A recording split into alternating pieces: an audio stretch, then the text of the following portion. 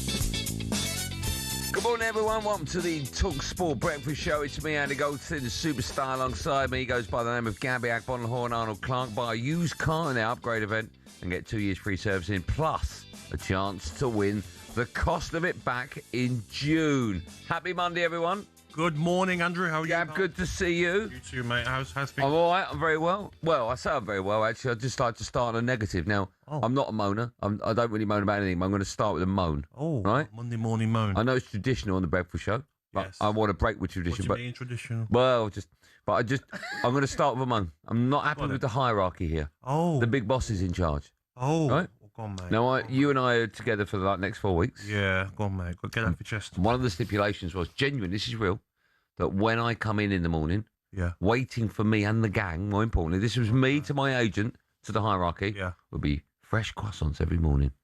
And I walked in. I even Can't spoke smell to any. what? No. smell any. And I walked in this morning with like a spring in my step. And I walked in and I went, "Where are the croissants?" And they looked at me like I'm nuts. I'm like, no. Part of the deal, big part of it. It was number 2 under Muscat, Jeff's, and Ali's money. Yeah. Was croissants for the team. Deal's a deal, mate. Where are they? Can you see them? Maybe they're on the way. Well, all the Maybe. fruit comes in at 6, right? Which is now. So hopefully on the basket of fruit will be there. Yeah, but a deal's a deal, mate. If I Okay. was you at 10 a.m., I'd go search. Oh it, yeah, mate. my agent will be throwing his toys out. 100%. Yeah. I don't get involved in that. I don't get involved. They see me everywhere. Yeah, everything's great. And then Your agency, that's their problem. That's what you paid them for. That's why he gets the big bucks. Exactly. Are you all right? You have a good I'm weekend? very well, mate. Very good weekend. Took my 2 older kids out, 17 and 15-year-old. Something different. Weird names, aren't they? Go and them. Why'd you call them that? Yeah, good names. Took them for their first Thai. Oh, I bet they love that. Lucky Honestly, kids. mate, I took them to a place in Solihull and sat down, and they're all ready. They do this thing, my 2 elder kids, where when it's different food they're not used to, they look at each other. It's so annoying, mate. Yeah, I know that. They'll look. I Snapchat know. each other, like What? They'll Snapchat each other on the table, like How bantering. big's the table? For God's sake. What are you talking about? They don't speak. They Oh, but they text. Snapchat each other as well, opposite sides of the table. Sorry. Are you What? okay? What do you mean? They sit opposite each other, and rather than go, all right, Dave. Yeah, because they're saying something about that I wouldn't like. For instance, like, oh, this food's dead. This food, man, not having it, this food. But they don't want me to know that, so they're saying it by Snapchat. They used to do that. They didn't. They used to talk back in the old days. When talking was all the rage. Don't talk, mate. But I'm so let's try something different. So I'm looking at the food now. I'm like, What'd you order? all the starters. They were keen on starters. Yeah. Squid, chicken, whether it was chicken wings as well. They ate that. Then the mains, I'm looking at them and I'm like, guys, do you want a Thai curry or a pad Thai?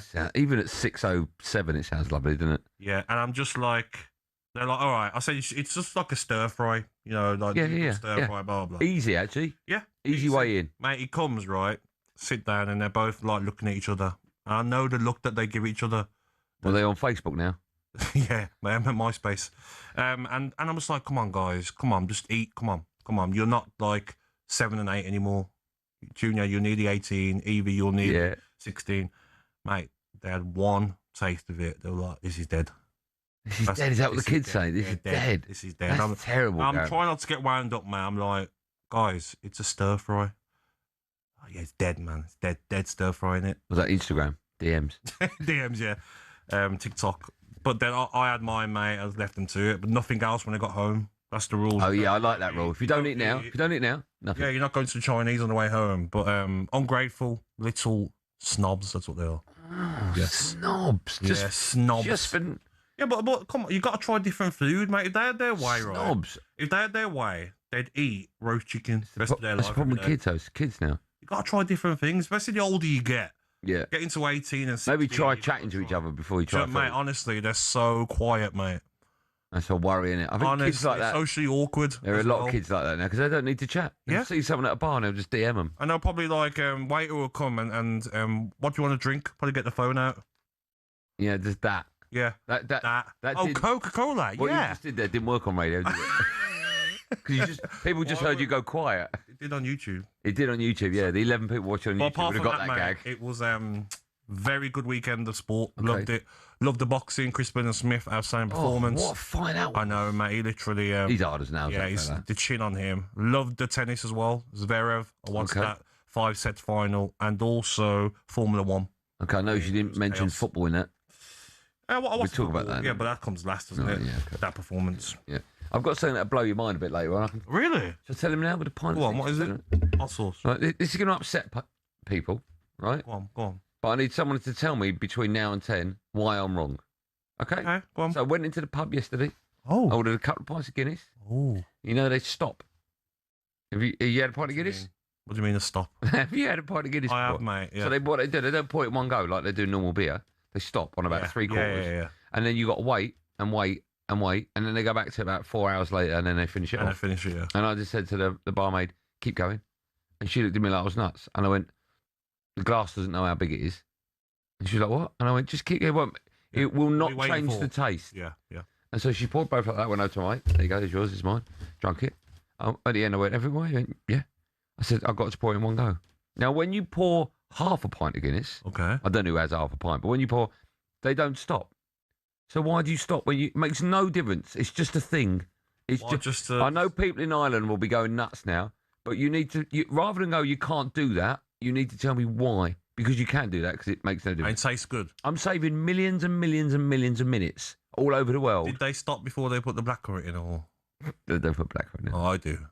I know. But blackcurrant Guinness. I put blackcurrant in mine a little bit. Why? No wonder your kids don't like. I know, mate. Just it's a bit. Why'd you do that? Bland, isn't it? A Guinness. It's a Guinness. No, Guinness is unbelievable. I need a bit of blackcurrant just to sweeten it up a little bit, mate. Are you 9 or something? I know, mate. I know. You dip a rusk in it as well. Why'd you do that? I like a bit of. That's so odd, Gav. That's so. I know. It's not great. People hammer. Well, the next time. So here's the thing: if you ask for a Guinness and blackcurrant, imagine if they put half the blackcurrant in and then went 2 minutes. But there must be a reason. There's no reason. It makes no difference.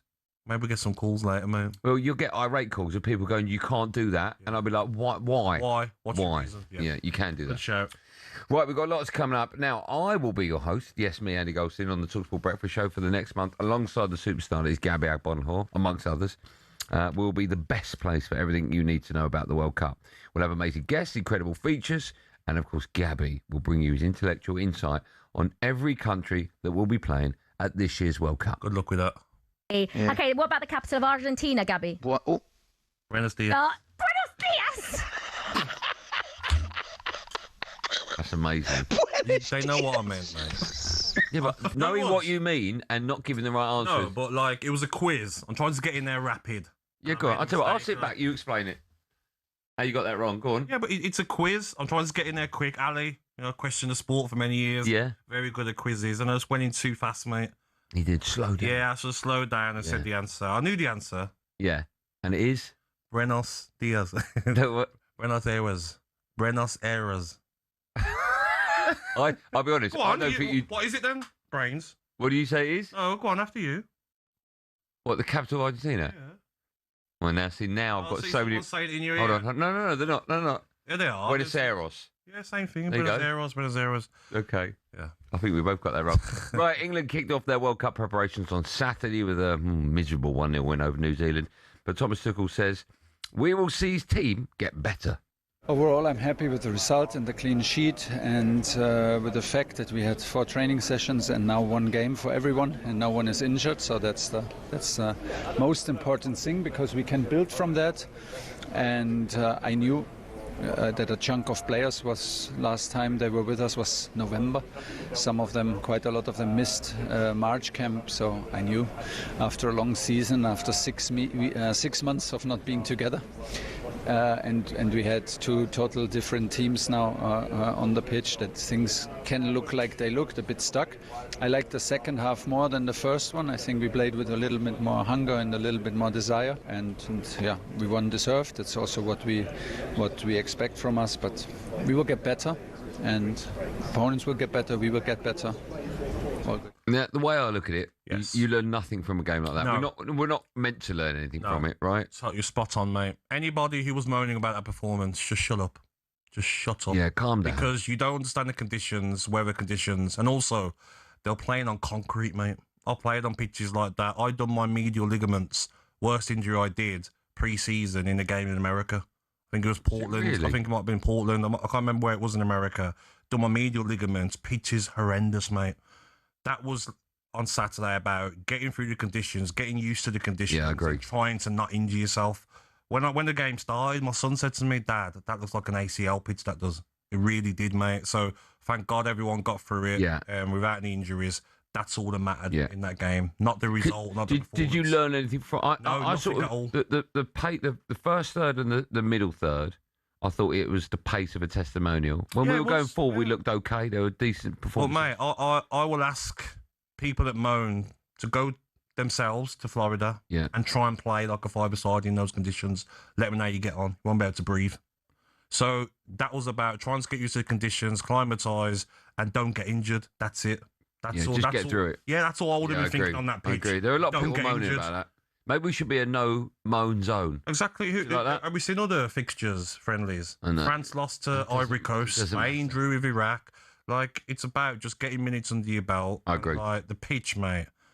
On these Americans, honestly, mate, this could be one of them shambles World Cups, by the way. Oh, don't say that. Yeah, we're not getting, I say it's a no-moan zone. We're a no-moan zone today. You said that it's normal on the breakfast show to moan. No, from now it's a no-moan zone. Oh, okay. All right? Who was it that moans on the breakfast show? Well, you're doing a lot of it now. We're just a few days away from it all kicking off. You can get your calls in. Did Saturday get you in the mood for the World Cup? Did you learn anything? Or do you just want to come on and go, do you know what? I agree with Gabby. We got through it. That's the most important thing. Get your fitness levels up. 03717223344. And also, if there is an actual reason as to why you need to hold a pint of Guinness and then pour it, okay? I don't know the reason. If you do, 03717223344. It's a no-moan zone here on The Breakfast Show. Coming up, we'll turn our attention to the back pages, and we have an Arsenal fan here, just for Gabby. Can't wait.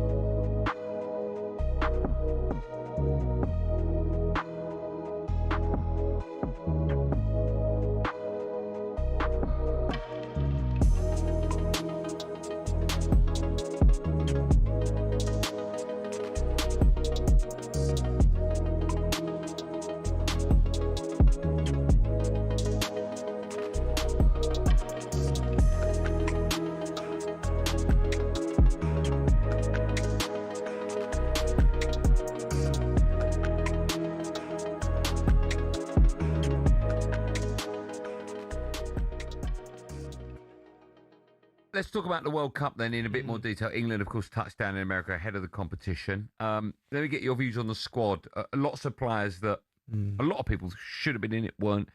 Cole Palmer, Phil Foden, Gibbs White, Adam Wharton, Trent, of course, Harry Maguire being another one. What have you made of the squad and the players that aren't going? All of them players are the real technicians, Adam Wharton, Foden, Cole Palmer, Trent. And Trent. So my opinion personally is the majority of them players should have gone, because I think that holding the ball in a World Cup is the most crucial thing, and being that team. But Thomas has gone the other way. Thomas, you can see he's picked by the team he's picked. It's going to be a sort of low to mid block, and he's going to look for counter-attacking football, right? So personally, I would have done it differently, but I like the fact that he's picked the type of players for his style of football that he thinks going to do it. And like, we're still a week gone from the squad, and we're still talking about the players not there. I'm almost like, listen, nobody would have picked now 26 players that Thomas would have picked. So we'd all have a disagreement somewhere. It's done now. It's history. Get ready to get the ultimate football fan winning feeling with talkSPORT Win. Because this summer, you and a mate could be jetting off to watch England versus Panama in New Jersey live at the FIFA World Cup 2026 with Adidas, including tickets, flights, accommodation and more. Go to talksport.com/win to enter now, and you could be soaking up the incredible atmosphere at the FIFA World Cup 2026. For the chance to win every football fan's trip of a lifetime, enter now at talksport.com/win.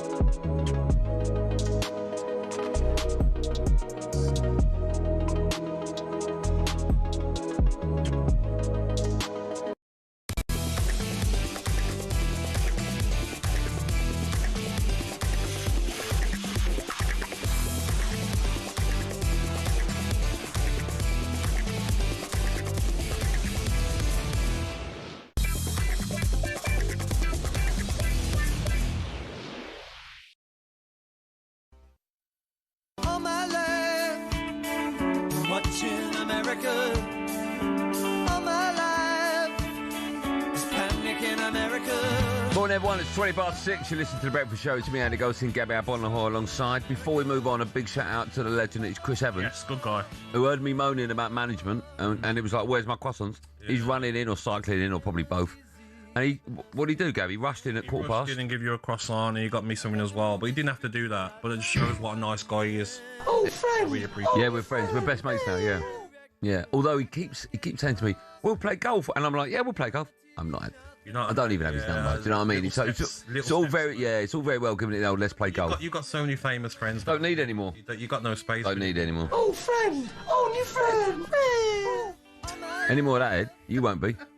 Right, don't forget, if you're more excited than Gabby, we're giving you the chance to win a trip to the 2026 FIFA World Cup, courtesy of Adidas. You and a mate could be in New York on June the 27th to see England against Panama, and you'll see it live as well. We've got flights, hotels, spending money, match tickets, and the official try under match ball, all covered. Head to talksportwin.com to enter for full T's and C's. Right, time now for a quick coffee break and a look at the back pages with Costa Express. The Costa Coffee Break on talkSPORT, sponsored by Costa Express. Quality coffee, quality day.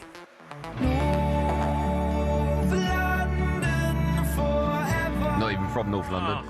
I'm delighted to say for our back page debut broadcaster, big Arsenal fan, Laura Kirk Francis. Remember the name. He's with us in the studio. How are you, Laura? I'm very well, thank you for having me. Bit posh, that name, isn't it? Kirk Francis. It's just a double barrel name for surname for marriage. That's it. Oh, okay. Yeah, so you're a Kirk and he's a Francis. I'm correct, yeah. Right. Yeah, I'm a Kirk, he's a Francis. Do you research, Andy? I don't need to, I just ask. Okay. That is my... How are you? So it's your debut this morning with Sam? Yeah. And how was that? It was fantastic. What a professional he is. What a professional. I didn't have to do anything. Oh, you'll learn. That's so not the case.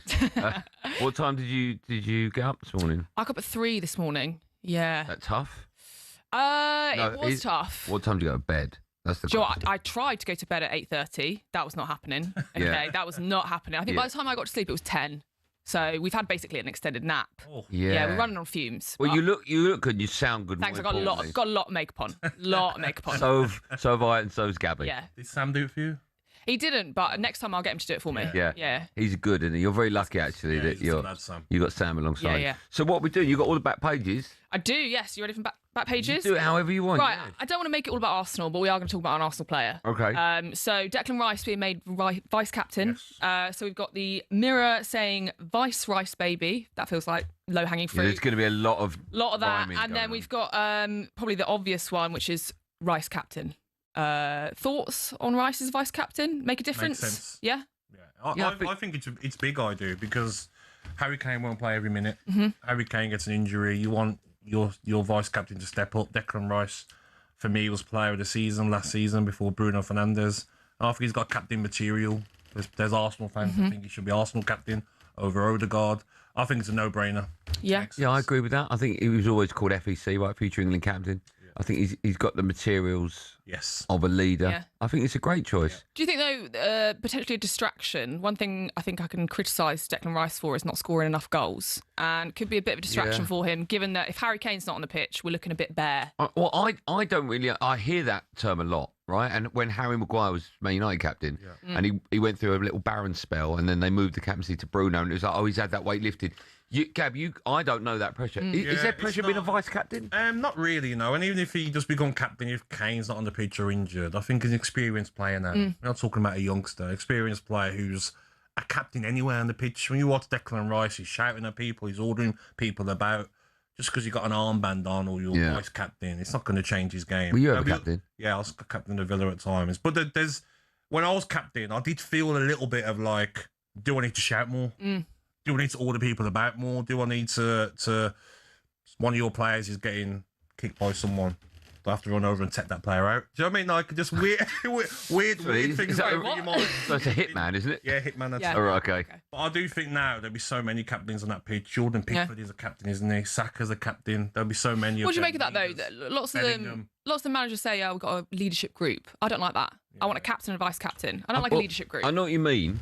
And I agree with you, but I think you always get that in all walks of life, right? You'll get a group of senior players that all the younger players look up to for experience, etc. We had it at Villa. I think it's more like you've got your captain, but then you've got other sort of captains that they might have a thought on something, and you speak between yourselves, or what about this idea, Harry Kane, or this has got to be better, or this. So they're not as influential as the captain, but they've still got little ideas, and I don't mind it. Yeah. Is this pairing here the leadership group at talkSPORT? Would you say? Oh God, I don't think it's even in this room. Can't even get Really? his croissants that No. Good point, actually. I did all the Who would be the captain of the good ship talkSPORT? Well, it's Uncle. Well, I mean, how high do you want to go? I mean, Uncle Liam is sort of king, right? Yeah, but but that's not captain, is it? What is it?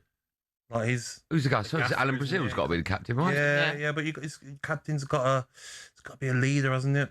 Simon would want to be captain, but I wouldn't want it. Yeah. Honestly, we'd all walk out. He'd wear his armband across his head, wouldn't mutiny. Okay, fair enough. Yeah. As well on the back pages, we've got lots on the Monaco Grand Prix. You watched that? Gab watched it for me. You watched it, yeah? I did. It was chaos. It was chaos. Most of the focus, though, is on Kim Kardashian. Yes, really hard-hitting news here. Kim and Kimmy. Super important. Sorry, can I ask, is that two people? That's two people. Yes. Yeah. Who's Kimmy? He won. He won. Oh, I thought you Kimmy meant that was Antonelli. one of the Kardashians. No. Well, that'd be silly calling one Kim and one Kimmy. You know all the Kardashians? Yeah, No. you don't know them. I don't get involved in it. Really? I know Kim. Courtney? I know the mum. Courtney Kardashian. Yeah. I know the mum. Kendall? Chloe? We can do this all day. So you're naming them, and I'm just going to go yes. Yeah. But Is Kendall the Kardashian or a Jenner? Yeah, Kendall. Ooh. What was your Doesn't question? matter, does she? What was your question? Is she a Kardashian or a Jenner? Right, I don't know. He doesn't know who it is, so it doesn't matter. What are you lying for, Andy? Why are you trying Why would I watch the Kardashians? Oh, mate, you're full of it. Yeah. Do you want to watch Match of the Day? Can you stick What the are you Kardashians on lying for, instead? mate? I'm not I having swear to you, I've never seen an episode of Kardashians. You ever seen that? Have you seen it? Why would you watch it? Great. It's great. Also, it was. Good, yeah. mate. She was walking the I know- grid. wait, Yeah, sorry. I know why you're watching it, Gab. All right. On that note, though, so she is dating Lewis Hamilton. Is she? Gabby, when you played, did you play better when your sort of other half was watching you, or worse? Great question. Thank you. Doesn't really bother. It didn't really bother me. With you, no? No. I wasn't trying to step overs, and shoot it from everywhere. No. Because your missus in the crowd. No, it didn't really bother me, but it looks like it helped Lewis Hamilton, didn't it? He got second place. It did, yeah, and she got soaked in champagne. I don't know if she'd be particularly Too early happy for about that Is it really? You made it the gag, Andy. I'm I know, I just reporting put on it the in your news. mind. Yeah. I wonder who got told off for that as well. Oof. I did see her try to be interviewed by Mike Brundle on the group. Yeah, she And I had just none of thought, just answer the question. Who's that guy next to me? Get him away from me. Yeah, and her sister, I'm guessing, was next to her. it. So you do know? You knew it was Who's a the sister? Kendall. Is that not right? Andy, you're full of it. I think it was Chloe, actually. Oh, right, okay. But Kim had two people holding an umbrella for her, which I think... Was it raining? What, one umbrella? No, from the sun. One umbrella, they're holding... One umbrella, the two of them, sort of sharing it between them. Two people holding Yeah. one umbrella? Yeah. That's when you know you made it. You've made it, right? Nice, isn't it? Wow, two people holding one umbrella. I don't think that they're actually together. I don't. Ooh, really? I don't. I think it's just another Kim wants to be in a spotlight. She's obviously going to choose Monaco Grand Prix Yeah. to come and support him. A couple of years' time, it was someone else. Yeah, but that's not the reason why you don't think it's real. I mean, that's what happens in relationships. No, but I just A don't. couple of years later, she'll move on. That's what happens, No, Gab. anyway, I just think it's all for show. Oh, right, okay. Ah, okay. Yeah. Do you believe in it? No, I actually have to agree. I can't see them together. How sad's that? I can't see it. And then obviously we have a lot on Zverev winning the final yesterday. You watched that? Yeah, that French Open. Fantastic, by the way. First Grand Slam for him at 29, and it was some game, mate. 5 sets. I do love tennis. Do you like tennis? I love tennis. You like tennis, Andy? I don't mind it. Tennis, okay. Yeah. Do you know what? Who's your favourite? Do you know why you should never date a tennis player? Why? Because love means nothing to them. Laura, are you coming back in later? I am coming back in later. What time yeah. are you coming in? You should know this. Whenever you want me to. This is my first day. Cool. He should know when you're. Yeah, when am I coming back in? Let me know. It was rhetorical. Okay. 7:20. You mean? 7:20, right? I know Okay. everything. All right. Great. Good work, producer. Right, thanks to our friends at Costa Express for that. This is the talkSPORT Breakfast Show. It's me, Andy Goldstein, the superstar. It's Gabby Agbonlahor. We continue to build up. I'll give you a quiz on that later on, all right? I'll get every all right. We continue to build up to the World Cup Jenner. next that gets underway this week. And, of course, every game is live right here on talkSPORT. The Costa Coffee Break on talkSPORT. Sponsored by Costa Express. Quality coffee, quality day.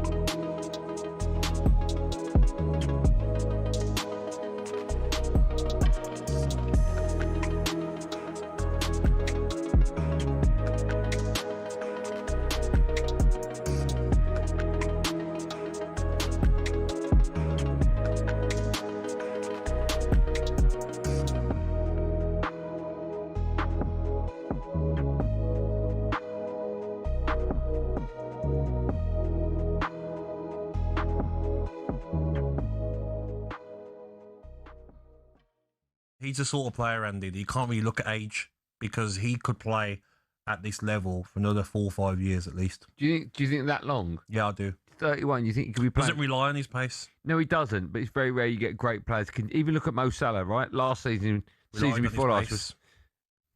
Yeah, I did look at Salah and thought his pace had gone. His just whole game went. I think when I watched him, he didn't look as quick. But I feel like Bruno Fernandes. Do you know what I mean? You'll find a position for him, even if his legs do go a little bit. He's just that talented. His passing range, mate. Do you know what I mean? Set pieces. Reportedly has a £57 million release clause for European clubs. That means he can't throw him if they go to Man City. Should the likes of Real Madrid be all over that? Is that a bargain? I would. If I'm Bayern Munich, Real Madrid, any club, maybe not PSG, that they've got a very good midfield. But if I'm Manchester United, I'm saying not a chance. 60 million, 70 million, I'll say no. I feel like he's that good to what Manchester United have done in the last season we just had. And going forward, who are you going to buy to replace him? Yeah.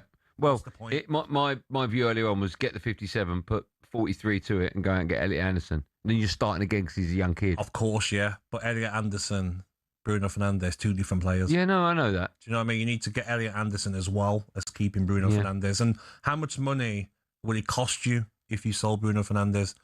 You might get 57 million, but maybe you miss out on Champions League next season. Point. Yeah. So this was, just to remind you, this was...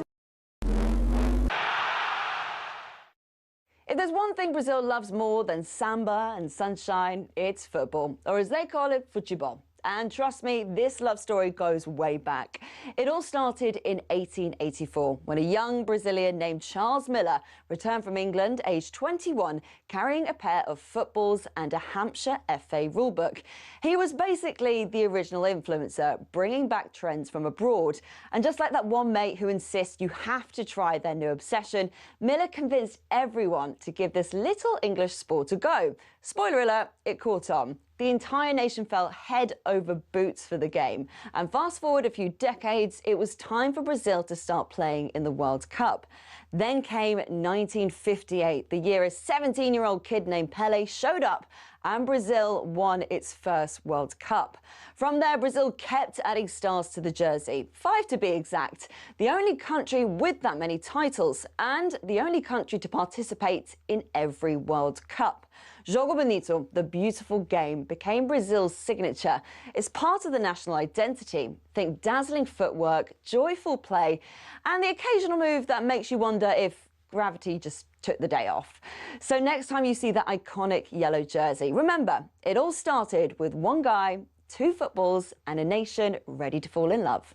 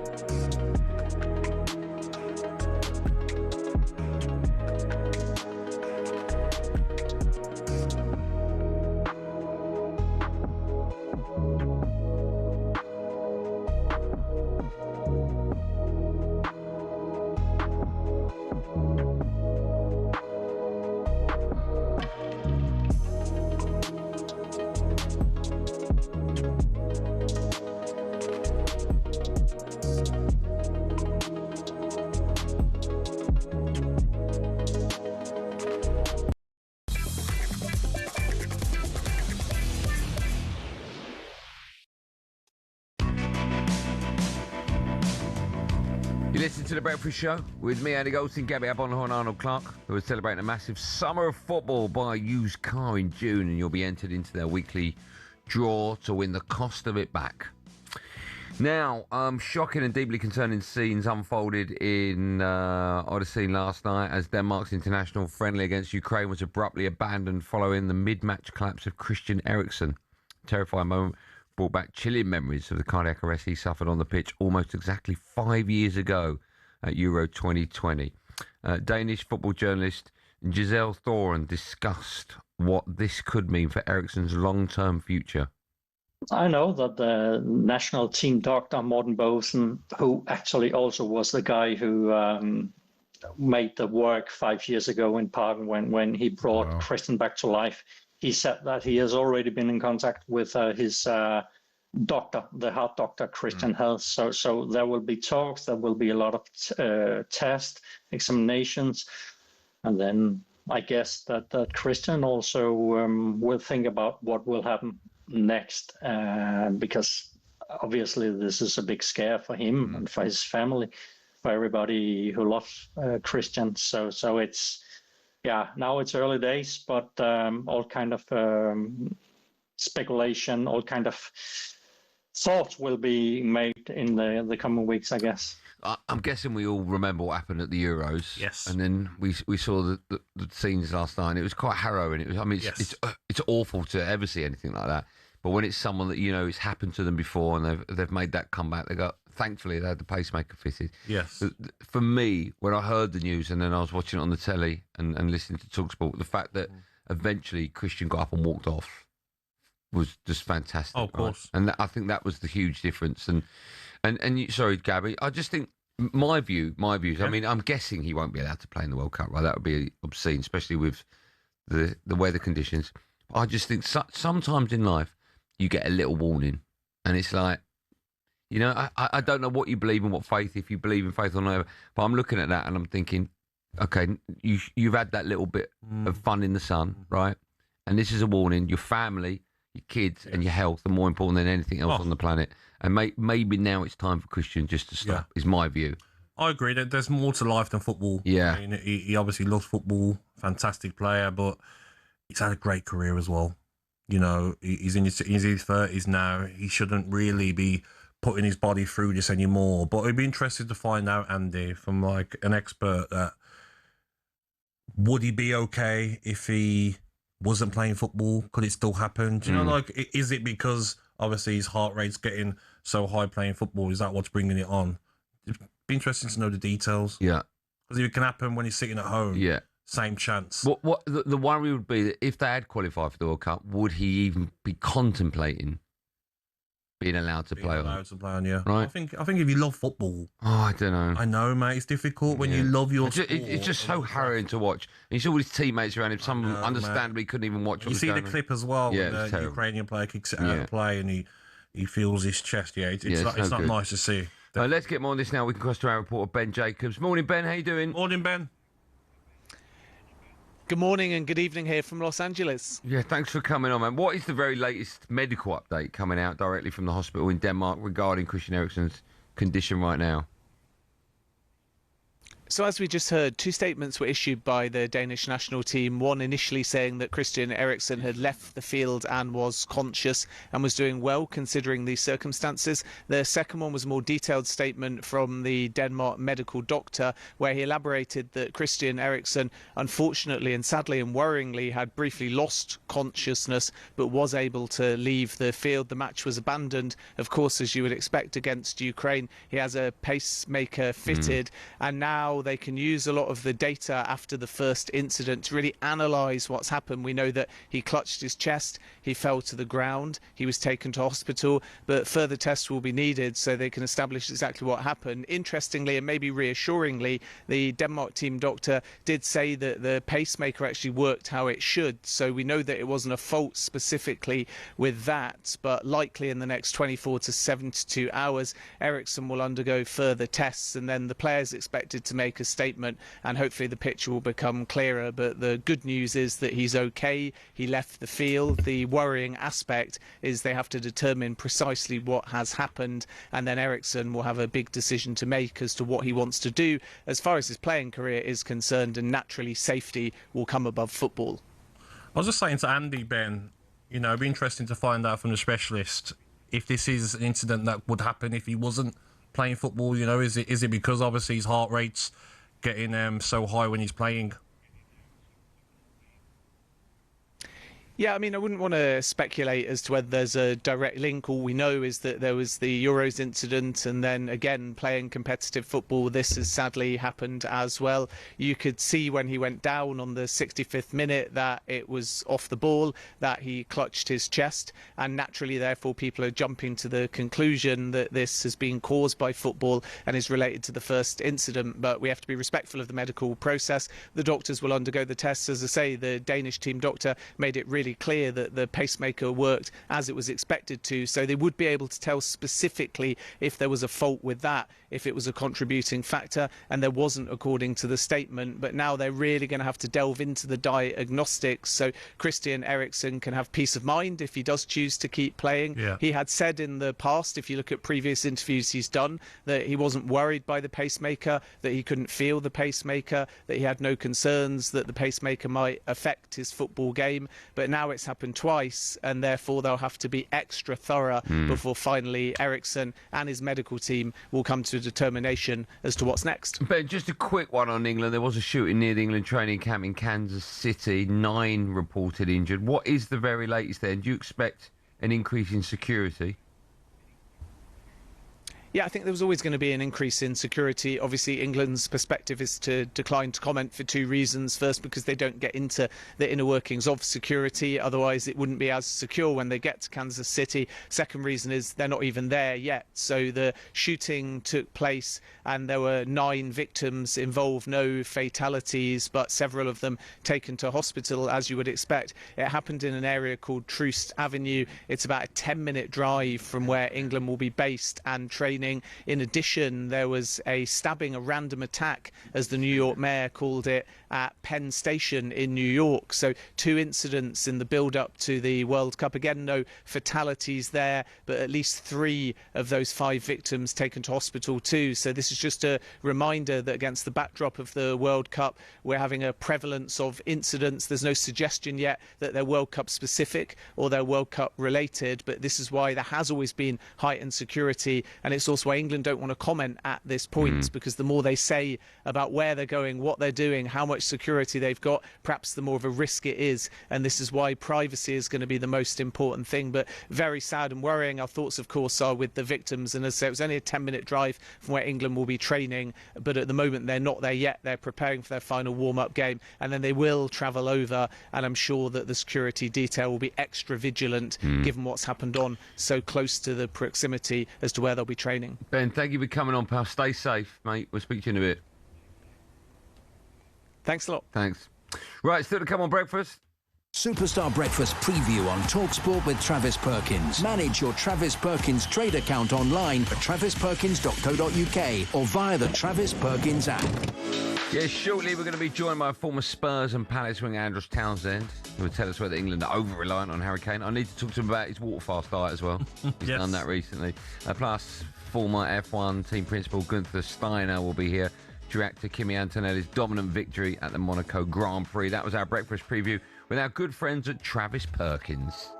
Superstar Breakfast preview on talkSPORT with Travis Perkins. Get free next day track delivery. Head to travisperkins.co.uk or download the app.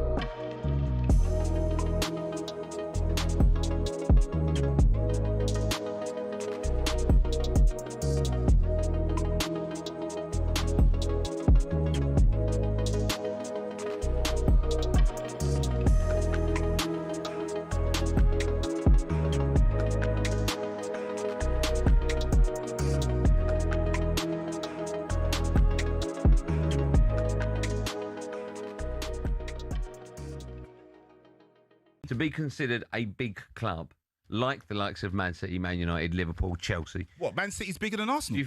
Well, in Europe they are. They've won the competition. Cool, they won the... But what are we saying? Are we talking about trophies or are we talking about... I'm talking about dining at the top table with all the big heads that have won it. Do you think you need... What, so we're only basing this on Europe? So if you win the European Cup, that means you're a big club? In Europe. Well, are we not going off all the trophies that we've won? We haven't won that many. We've won Arsenal? Are you joking? Well, okay, take FA Cups out of it. No, forget FA Cups. Leagues. You can include it. We've won more Premier Leagues than Liverpool. I know, but I'm just saying, my question is, do you think you need to win Europe's we don't- biggest competition to be considered a big club? No, because I think we are one of the biggest clubs in the world anyway. And that'll just be a cherry on top. I don't think you're in Come the on, top 10. You What? idiots. Are you talking about your local pub or are you talking about the world? You're certainly not in the top 5. In the world? Yeah. No, look. Okay, hold on. I'll ask you questions. I would agree with that. Honestly. I would agree with that. There you go. Top 5 There in you the go. world. Real Madrid, Barca, Bayern, Man United. Liverpool. See this Real Madrid stuff? They're not the draw they used to be, bro. I'll be honest with you. Around the world, They're bigger bro. than Arsenal. In Spain, maybe. No. I would have to say, yeah, There fine. you go, he agrees with me. Okay, listen. They're more. They've been. Do you agree with me? They've been more successful. Do you than agree us. with me? They've You're not been in more the- successful than us. And that means that... Hello, I'm Matt Forden from talkSPORT. This is How to Win the World Cup. This is the best squad I think England have ever had.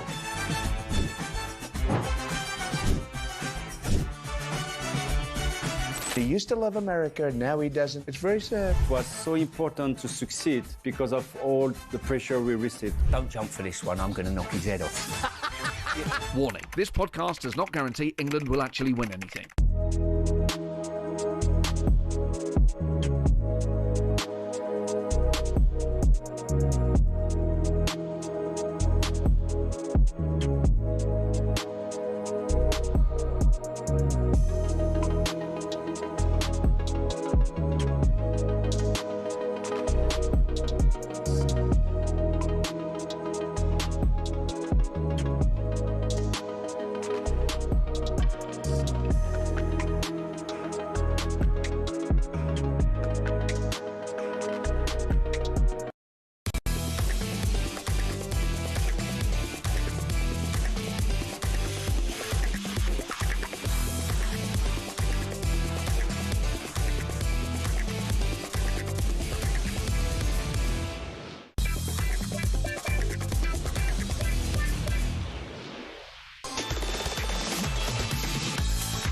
.48, good morning everyone. You're waking up with the talkSPORT Breakfast Show. It's me, Andy Goldstein, the superstar that is Gabby Agbonlahor. He's alongside me. The headlines this Monday morning are Declan Rice has been appointed England vice-captain. The former Liverpool defender Dejan Lovren has criticised Jamie Carragher for his treatment of Mo Salah this season. He said, and I quote here, Gab, "Some pundits do it just to attract attention, maybe because they haven't succeeded in other areas of their lives." Oh, shut up. They'll all say these things about Mo Salah, but none of them to his face. They would never do that. Everything Carragher said was right. I agreed with it. What does that mean, though?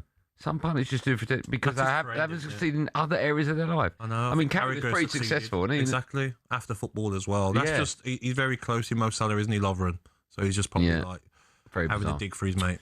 Dozens of Scotland fans, get this, who completed their electronic system for travel authorisation. So their application status has changed this week from approved to travel not authorised. Oh dear, what does that mean? Honestly. It could actually prevent them from attending the World Cup. That's disgusting. America. Joining us now live, by the way, I want to stress that, live from the visa queue. I don't even know if this is legal.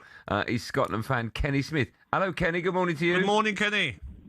Good morning, boys. How are you? Very good to come on your show. Delighted to be here. Well, it's our pleasure. Thanks so much. So, well, I've been there, obviously. I had to get my visa. Whereabouts in that building are you? Right outside, Andy. I know a bit. I'm about 6th or 7th in the queue. There's about 25 people here already. I've been here for half an hour, and we're in for about 7:30 this morning. Yeah, because if you were in there, presumably you wouldn't be allowed on your phone, right? I would say so, but there's a few security guards giving us a strange look at the moment. But Because it's all good. you're in the queue to get in the queue, aren't you? That's it. Yeah. It's been a long road and a very stressful road to get here. And my interview's been expedited 3 or 4 times with the help of our local MP up in Scotland, Jamie Stone, who's been brilliant. We even had John Swinney on the case as well. So it's really hurting us as fans. How frustrating though, because I've done ESTA many times. It's straightforward, isn't it? What's the problem? It is, and it's more strange because the same ESTA I was in New York in November with my wife, and all of a sudden, after everything's booked for the World Cup, trip of a lifetime, by the way, we've waited 28 years for this, and to have it taken away from you last Wednesday, what a sickener. So we're fighting here, desperate to try and get back on board with our flights. This weekend, I'm going out with my mad pal Andy McDonald from up in Elgin, and he's okay, but at the moment I'm not. So hopefully I can get a visa. I still don't know what the process is between now and Thursday for getting on my flight, but we'll see. Kenny, will you do us a favour? What time do you come out? You come out about 10:30, you say? This morning, I don't know. Okay. I don't know how long this is going to take. Let me ask you this. If you're out, and I think you will be, if you're out before we come off air at 10, would you phone us back and let us know what happened? Absolutely. Okay, and then we'll get you back on air. That'd be great, mate. Good luck. All right, guys. Thanks, man. Good luck, mate. How sad is that? It's not just Scotland fans, by the way, who aren't happy out in the States, with ticket prices across the board being described as, and I quote here, disgraceful. Joining us now to give everyone heading out there some advice on how to manage the budget is travel expert and friend of the show, Rob Adcock. Hello, Rob. How are you? How are we? Good? Yep, we're good, very well. Thanks for coming. Why has that happened? That's terrible. What's going on there? We don't know the individual circumstances of what's going on. I've seen this on social media over the last few days that things have changed, but we don't know. Do you know what I mean? We don't know the background of all the things that are going on, so it's a tricky one without knowing the individual case. I've got a question, but this is just about me, right? So I've got a working visa to go out there, which I got through talkSPORT. They pay. I wouldn't put my hand in my pocket for that. Do I need if I go on holiday to America? Do I need an ESTA, or does that get me in? Everyone who's going to America needs an ESTA, like Gabby says. The second you say you're going to America, if you're going to New York on holiday, if you're going to Vegas for a weekend away, everyone's got to have an ESTA. Even if I've got a working visa thingy? No, if you've got a working visa, it depends. That's what I mean. Yeah, it depends. We'll talk about it afterwards. Oh, right, okay. It depends. How expensive is it going to be out there? Ticket prices across the board described, as I mentioned, as disgraceful. I was led to believe that the ticket prices went up, but soon, a bit like the rooms in the hotels, a bit like when you get out there and they realise that there aren't that many coming that they thought there were, because I'm led to believe that people block book lots of hotels to push your prices up. But when you get out there, will things come down in price? Well, this is the thing, right? So my theory on this is just my own personal theory. It's a bit like it's surge pricing. So let's say that you go out, it starts raining, and everyone wants to jump in a taxi. Do you know the taxis? Everyone wants to jump in. Everyone jumps on the apps. The prices go through the roof. It doesn't mean everyone's paying those prices. It just means that because there's a lot of demand, the algorithms decide that there's a big need for these taxis in this area, so they put the price up. This is what's happened with the tickets. Everyone's been going on and checking the prices. And I know what you're thinking, gents. You're thinking, this man looks like he knows a bargain. And guess what? I've got some tickets to what is arguably the glamour tie of the entire World Cup, and I don't think they were massively too bad. Gabby's thinking, which match could this possibly be? Yeah, I'm trying to think that. Do you know what is it the final between bigger game. England and Spain? No. What game is it? Iran versus New Zealand. Oh, okay. Yeah, that's the big one. And we can't get tickets for that? Pardon? It was difficult, but I managed. You got it in the end. You know what is absolutely barking is if you want tickets for the final, everyone has to try and get their allocation. FIFA take your money, and then if your team don't get to the final, you get your money back minus 20% for admin duties. Yeah. So if you pay like $5,000 for ticket, Gabs, for England, and they don't get there, obviously you can't go because someone of that nationality that's in the final needs it. So you get your money back minus 20. Minus 20 for admin duties. Yeah. It's just incredible, isn't it? Because there's so many fans, not just from England, from Africa, from Asia, from South America. Money's tight for everyone at the moment, and you want to go and watch the World Cup. You want to take your kids to go and watch the World Cup, and these extortionate prices. Was it football for the fans? It's the classic, isn't it? Wherever you go and have a World Cup, there's always going to be issues in around pricing and stuff like that. Yeah, granted, we can't get away from the fact that the prices are expensive for the tickets. Me and my mates, me and the elite lads, have been saving up for since the 15th of June 2018. You are kidding me. The WhatsApp group is popping, let me tell you, Andy. We've been waiting for this moment for a very, very long time. And we just did things around it that would try and save money. So if we try and get the tickets, we might go to the fan parks and all that kind of stuff. But like, there's little things like when we're booking our flights, we just use sites like Skyscanner for our hotels and our flights. It just means that that you can, yes, things are going to be expensive. Whenever you go out for a meal, it's going to be expensive in America, but we've been saving this money, so it feels like free money to us. Yeah, I know. And it gets to the point where now, if we can just save money on little bits on the flights and the hotels, it just makes things. Do you know what I hate about hotels as well, though? How they get away with it. You could have a hotel booked, say, in Los Angeles from a year ago.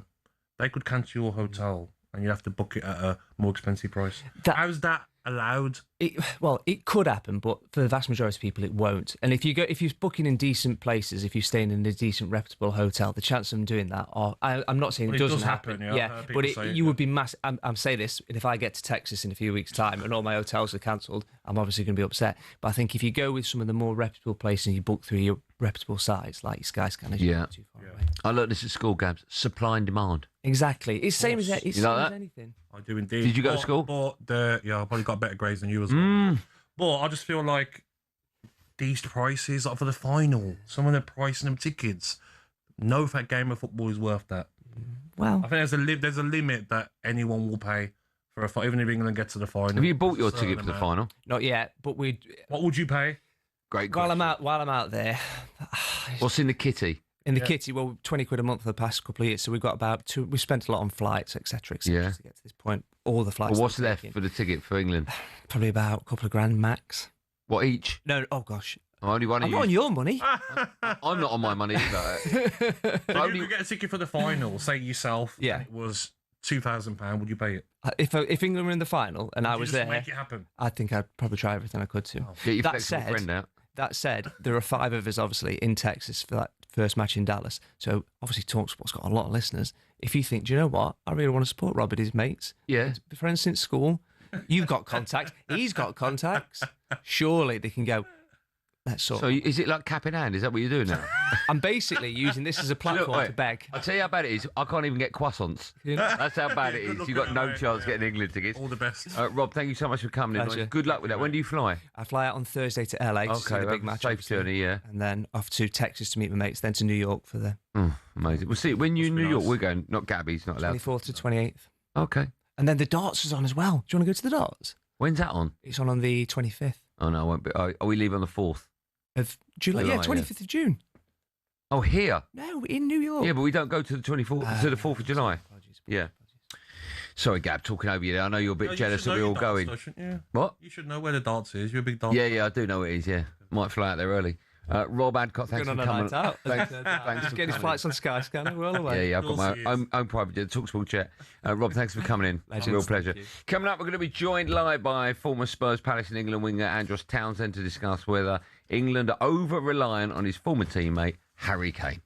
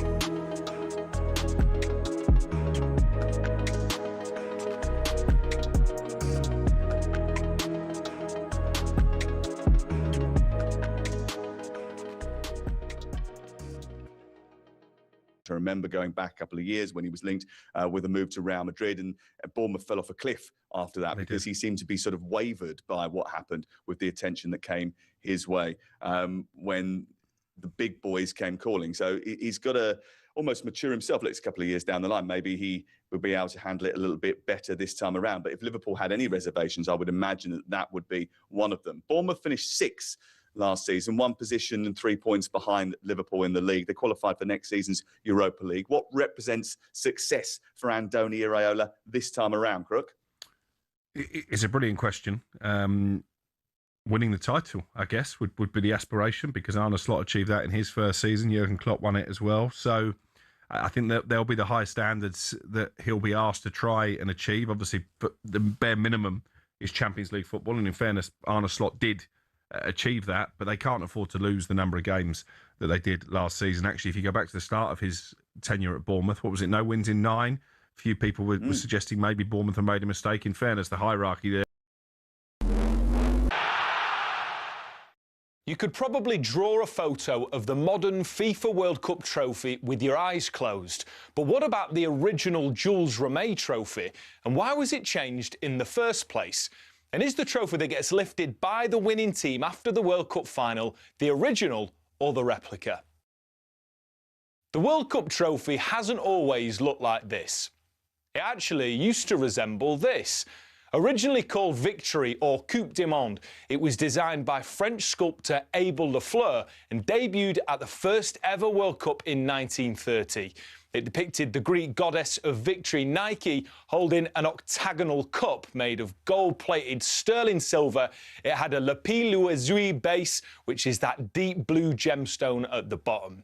Renamed in 1946 to honour the FIFA president who launched the World Cup, it became then the Jules Rimet Trophy. It went on several adventures during its life, hidden in a shoebox during the Second World War to prevent theft from the Nazis, to famously being stolen in 1966 in England, only to be found by Pickles the dog. Brazil won the right to keep the Jules Rimet Trophy permanently in 1970 after winning it 3 times. There'd be more drama, though, with the trophy again stolen in 1983 in Rio de Janeiro. It's believed to have been melted down. So back to 1970 and the creation of the current and iconic 18-carat gold trophy. Standing at 36.8 centimetres tall with a base made up of 2 layers of green malachite, it's been the World Cup as we know it since the 1974 tournament. But is that the trophy that the winners get to keep?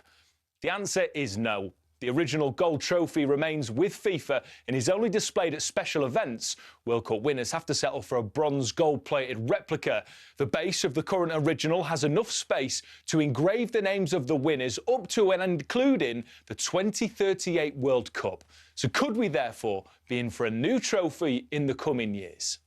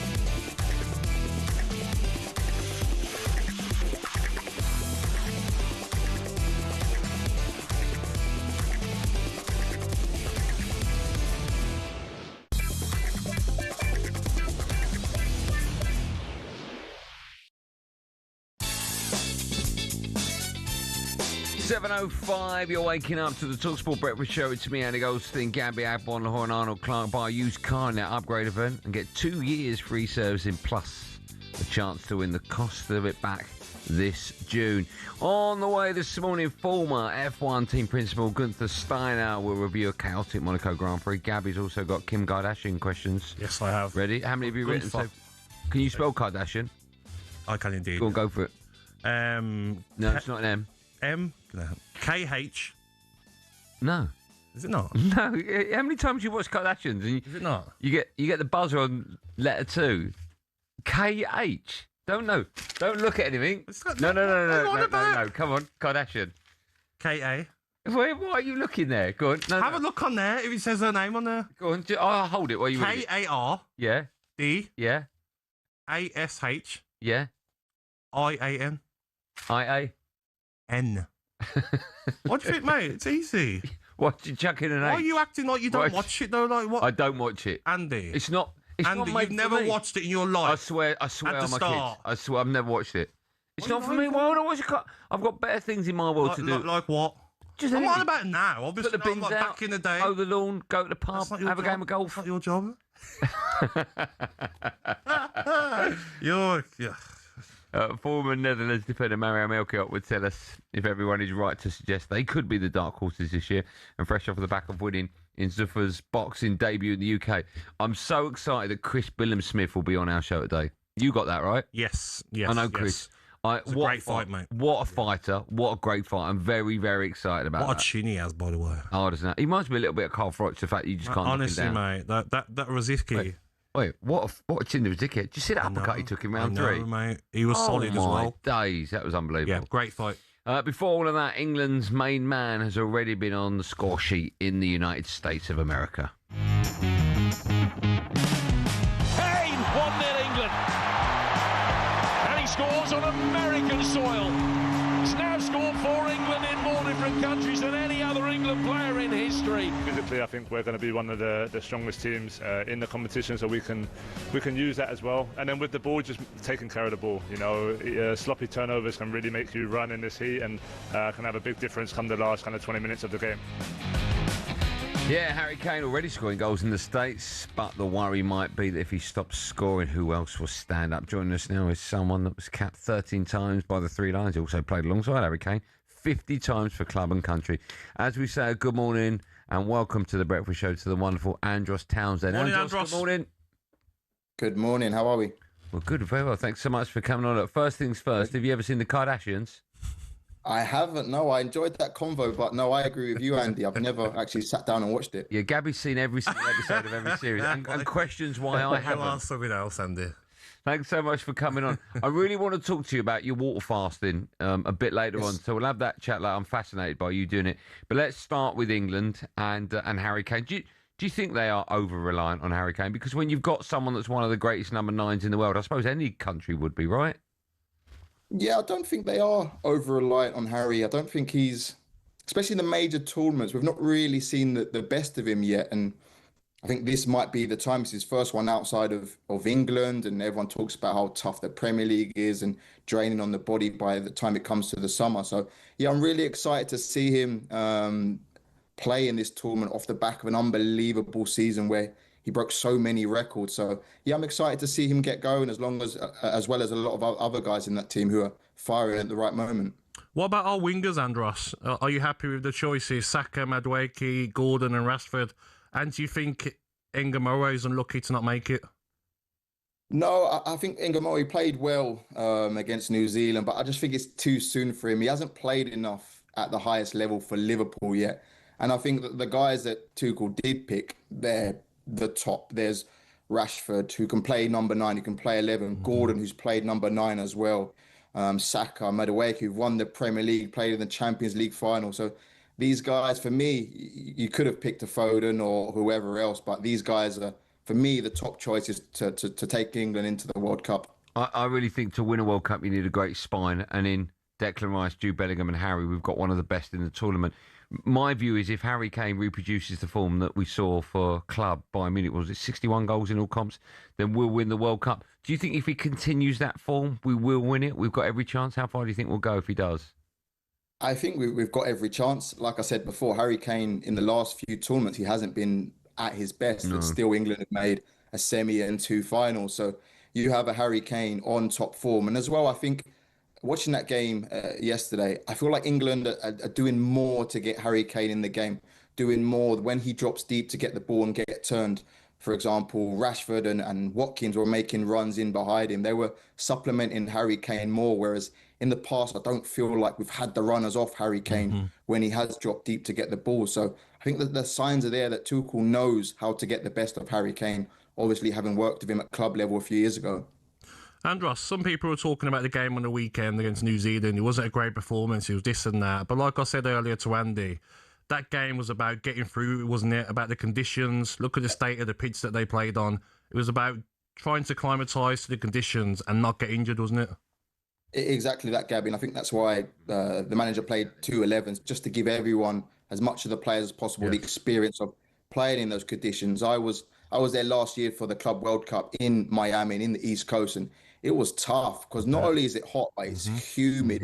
It's extremely difficult. I remember speaking to the sporting director at Juventus at the time, and he said his players were dreading playing in the afternoon in the East Coast. That's how bad it is. So I think the fact that England won the game and didn't really have too much troubles defensively, New Zealand didn't really test them. I think that's the way it's going to have to be when they're playing in the afternoon in the East Coast. You've played a lot of football in Thailand, of course. Are you there now? Or are you in LA? I can't work out where you are. I'm in LA at the minute, but I played the last season in Thailand. Yeah. What's the humidity out there for you? How much of a sort of not an eye opener was it? But you can't really prepare for that unless you're out there, right? You can't really prepare for it, and you don't really get used to it. There's not a time in the whole season where I thought, right, now I'm used to the conditions. It's how can I adapt my game to be able to survive? Am I going to have to time my runs? Am I going to have to dribble once and then keep it simple?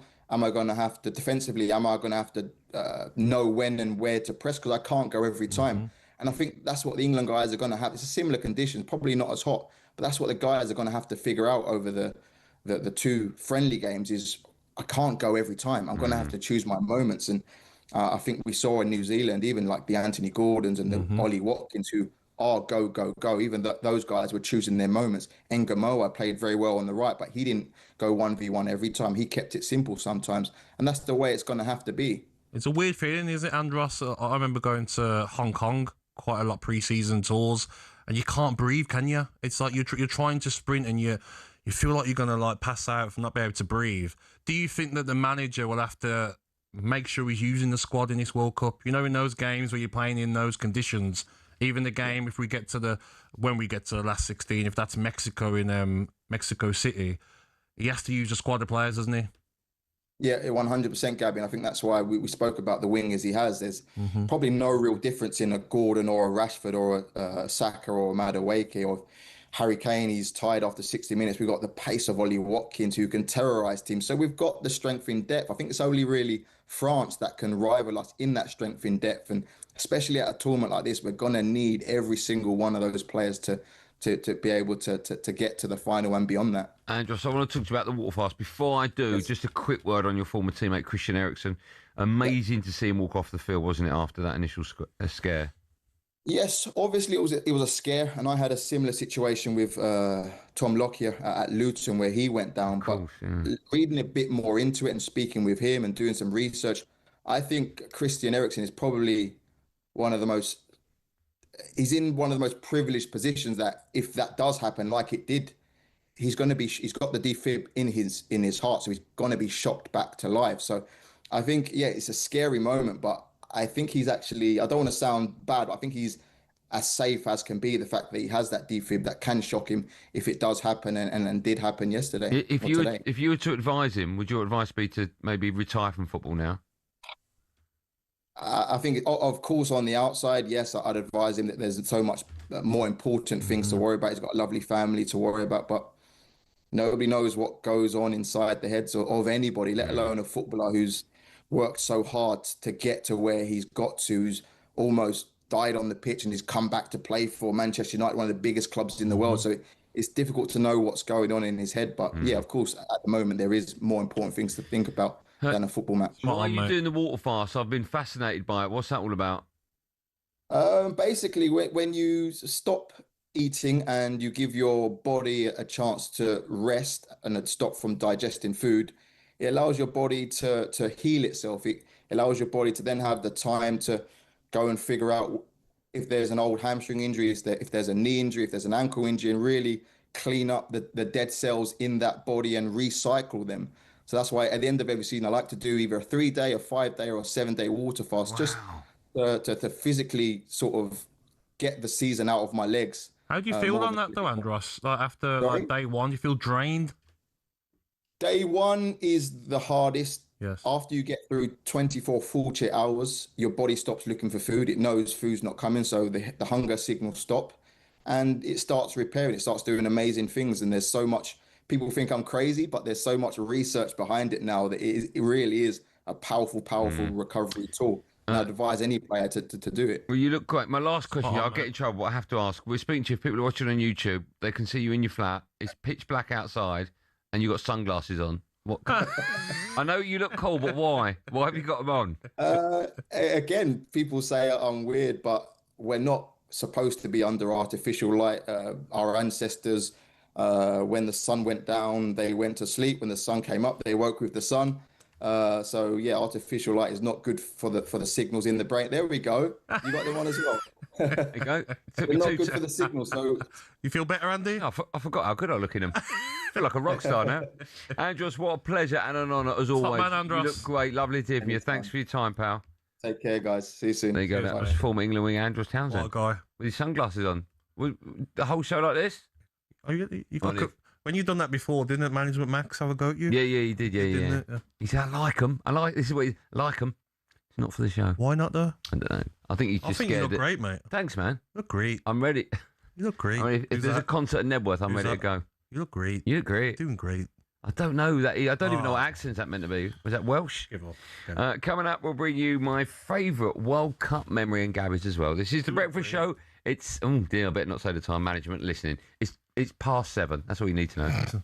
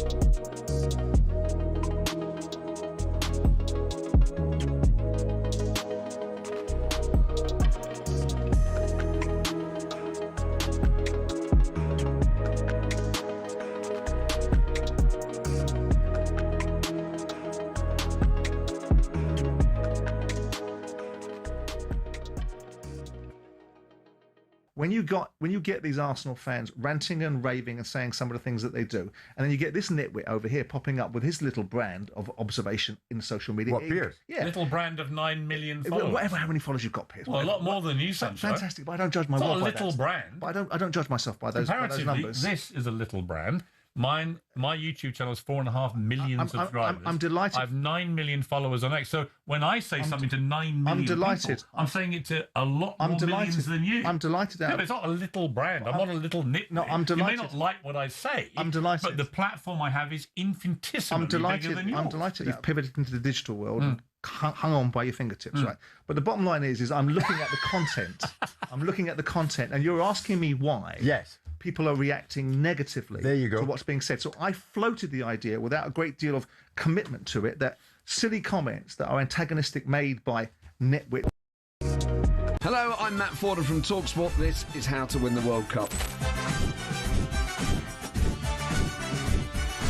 This is the best squad I think England have ever had.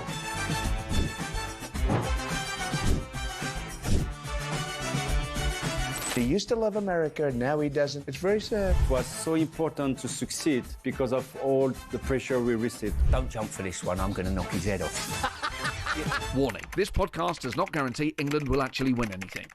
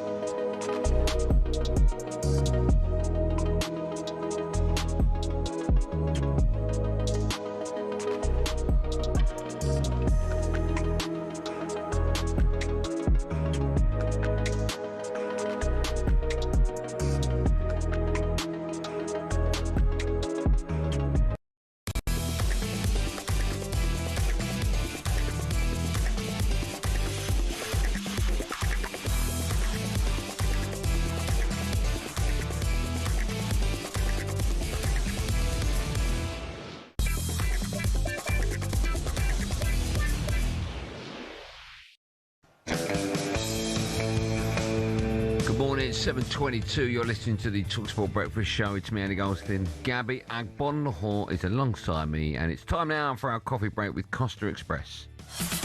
The Costa Coffee Break on talkSPORT, sponsored by Costa Express.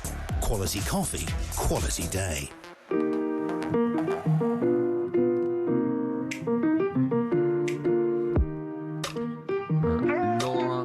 Francis was so good last time. We said, do you want to come back? And she went, oh, do I have to? We went, yeah. And she went, I can't be bothered. And I went, you're going to have to. And she went, okay, fine. So she came back. How are you, Laura? That's exactly what I said. Yeah, that's exactly what I said. Before we go into the important stuff. Yes. Andy, I want to get your thoughts on this. There's been some Kardashian chat this morning. Yes, quite a lot. I think you think you're above it. Is that right? He thinks he's better than Kardashian. No. Hang on a second. No. I know I am above it. Okay, I've got some receipts here, though. What do you make of this from 10th of May? Sorry, what does receipts mean? It means receipts. I mean receipts. You know what receipts? Well, like when you go to buy something in a shop. Yeah. You've got some. I've got some receipt. I'm going to read from the receipt. Finish, yeah. Andy? Can I finish my point? Yeah. Right. Sorry. This from the 10th of May, 2022. Andy Goldstein says he was so outraged with Manchester United's humiliating defeat to Brighton, he switched over and watched Keeping Up with the Kardashians instead. Oh, boom! It goes on. Wow. Not only did you switch over. Yeah, I've got an answer for that. Let you finish. I was pleasantly surprised by what I saw. It's quite good, actually. It's not bad. I've never seen it before. It's frightening how much money the family has got. Oh, wow. What are your thoughts? Yeah. So, a couple of things. Yep. A, don't believe everything you read. It's on talkSPORT. What's on talkSPORT? That's on Well, talkSPORT. even more so. If that's That's written on on talkSPORT. It's quotes, Andy. Yeah. Exclusive talkSPORT article. I never wrote it. I know something to do with it. I have no idea where that came from. You said it, though. You've said it, though. Well, don't believe. There's lots of stuff that's written down that But people didn't quite. did you lie or Yeah. you lied? Oh, that now? was not me. Connor Andrews is the journalist. talkSPORT. Oh, we know about 2022. Connor. You know what that's an anagram of? No. I'm working it out now. Did you What is lie it? What back is it? then? Yeah. Or you lied No, I now do remember as well? that. I do Yeah. remember it. So the first one, so I slagged it off, and someone said you should watch it. Yeah. So the first one's irony, right? Read the first one again.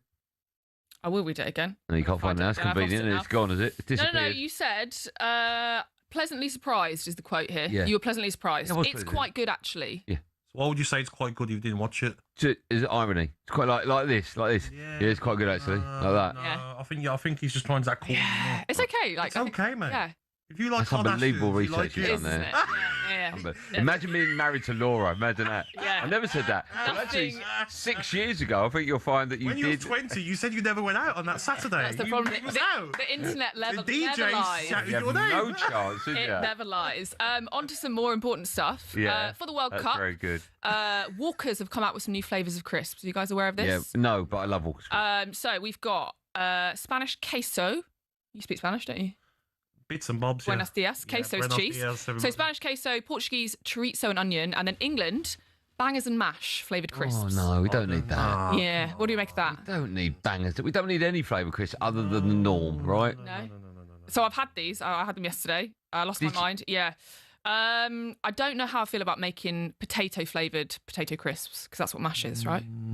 Oh yeah, Bangers and- you've gone full circle, Yeah, haven't you? but we're making Bangers and potatoes taste like mash potatoes. flavour. Oh.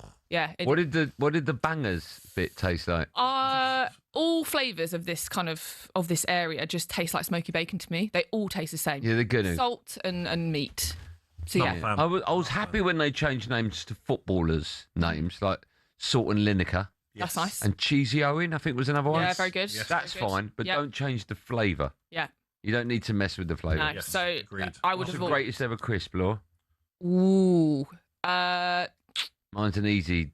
Doritos chili disco. heat wave. What one? Doritos chili heat wave. I'm partial to Skips. Oh, old school. Yeah. Skips. Someone told me that Skips are kids' food because they melt in your mouth. What do you think of that? Interesting. They're designed for children. They're still delicious though. Yeah, but I'm just saying they are. Okay. Like Quavers. Trying to say that. Is that because they can't chew properly? Yeah, like Right. Quavers. Right. Okay. Yeah. What's Like, yours? they'd be perfect for Gabby. Okay, but no teeth. Yeah, exactly. Okay. And then we've also got reports from The Sun around Switzerland's World Cup training camp. Have you seen this? No. Snakes in the grass. Coming home. Seen that movie? Switzerland's World Cup training camp surrounded by snake area as players and staff are warned. And their official Instagram account has posted a picture where they've literally labelled their training camp with goalkeepers area, training area, gym, snakes area. How do the snakes read? Well, How do they know where they're going? I think there's a little bit of a wall between them. Oh, I see. Right. Yeah, so they're not super clever snakes. Okay. They are venomous though. How would you feel about training next to I venomous just snakes? wouldn't. I wouldn't leave my room. No. Yeah, no, I don't play around with snakes. No, you know Bentley had a snake, massive snake. Yeah. Really? He bought a snake. What are you laughing for? No, nothing. No. Why is that funny? You said it with a straight face. He bought a snake. Did he? Yeah, massive it was. Took it to training. I believe you. Oh no. I swear to you, that's true. He bought a snake. Well, we can't really take your word now, can we? Because the Kardashians. I know, you're just lying. I don't know what Always made that up. Yeah, snakes are a problem. I know you a couple of weeks ago, Gabby, said that you don't like sharks. Sharks are a problem for you. Yeah, I don't go in the sea either. Yeah, don't go in the sea. And Andy says Or a bath. Andy says, right, you're fine in the sea. Then I sent him a day later. I think someone got eaten in. No, you said I won't go like in the sea in Spain because there's going to be sharks. And I'm like, predominantly, that's not where you. What did I get send you? Was it? Someone got Something like attacked a shark, yeah. by a shark. Yeah. in Knowing Spain. my luck, I'd jump off a boat into the sea and I'll be gone. Shark eaten. Well done. Well done. Well done. Generational Well done. embarrassment for the family.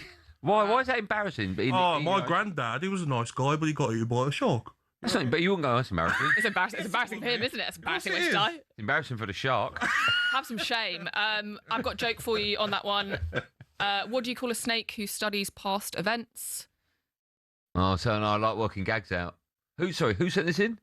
I've made this up. Oh, okay. This is one of You mine. made up a joke. Yeah, I made it up. I'm not good at quizzes or jokes. What's the I'm question? not guessing. What do you call? What do you call a snake who studies past events? History. Something to do with history. Yeah. Historian. Historian. There Yeah. you go. Yeah, there we go. Yeah, that's good. And then finally, I'll put these in.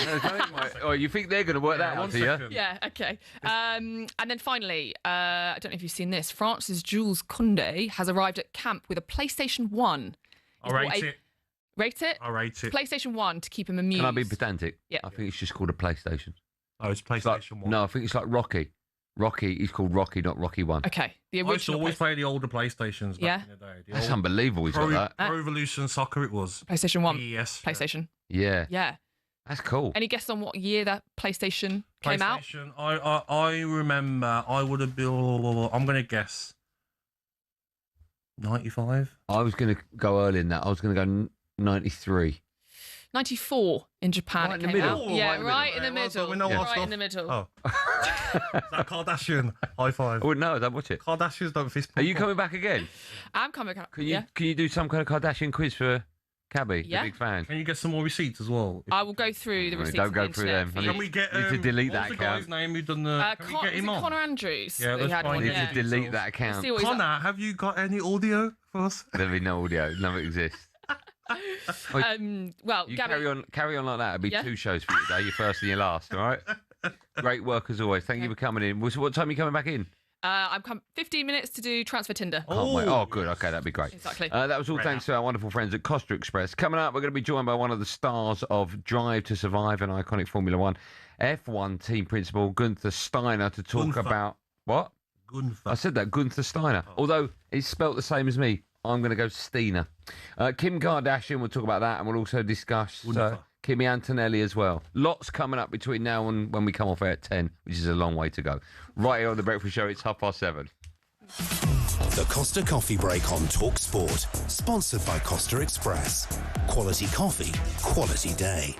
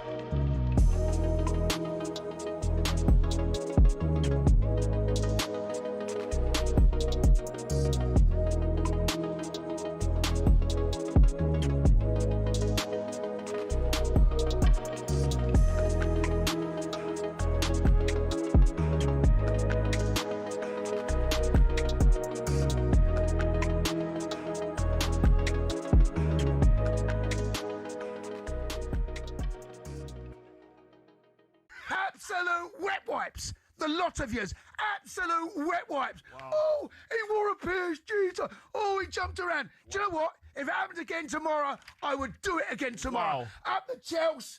Here we go. There she There she is. Look at that. Wow. Look at that bad boy. He took it too far, Dino. He took it too far. He took it too far. Up the PSG. Up the PSG. Up the Champions League. Up the Chelsea. Oh, Cundy, you legend. We absolutely love you. Everyone loves you. Sports Bar loves you. The people love you. The Arsenal fans hate you. But who cares? Who cares? You've done it for everyone.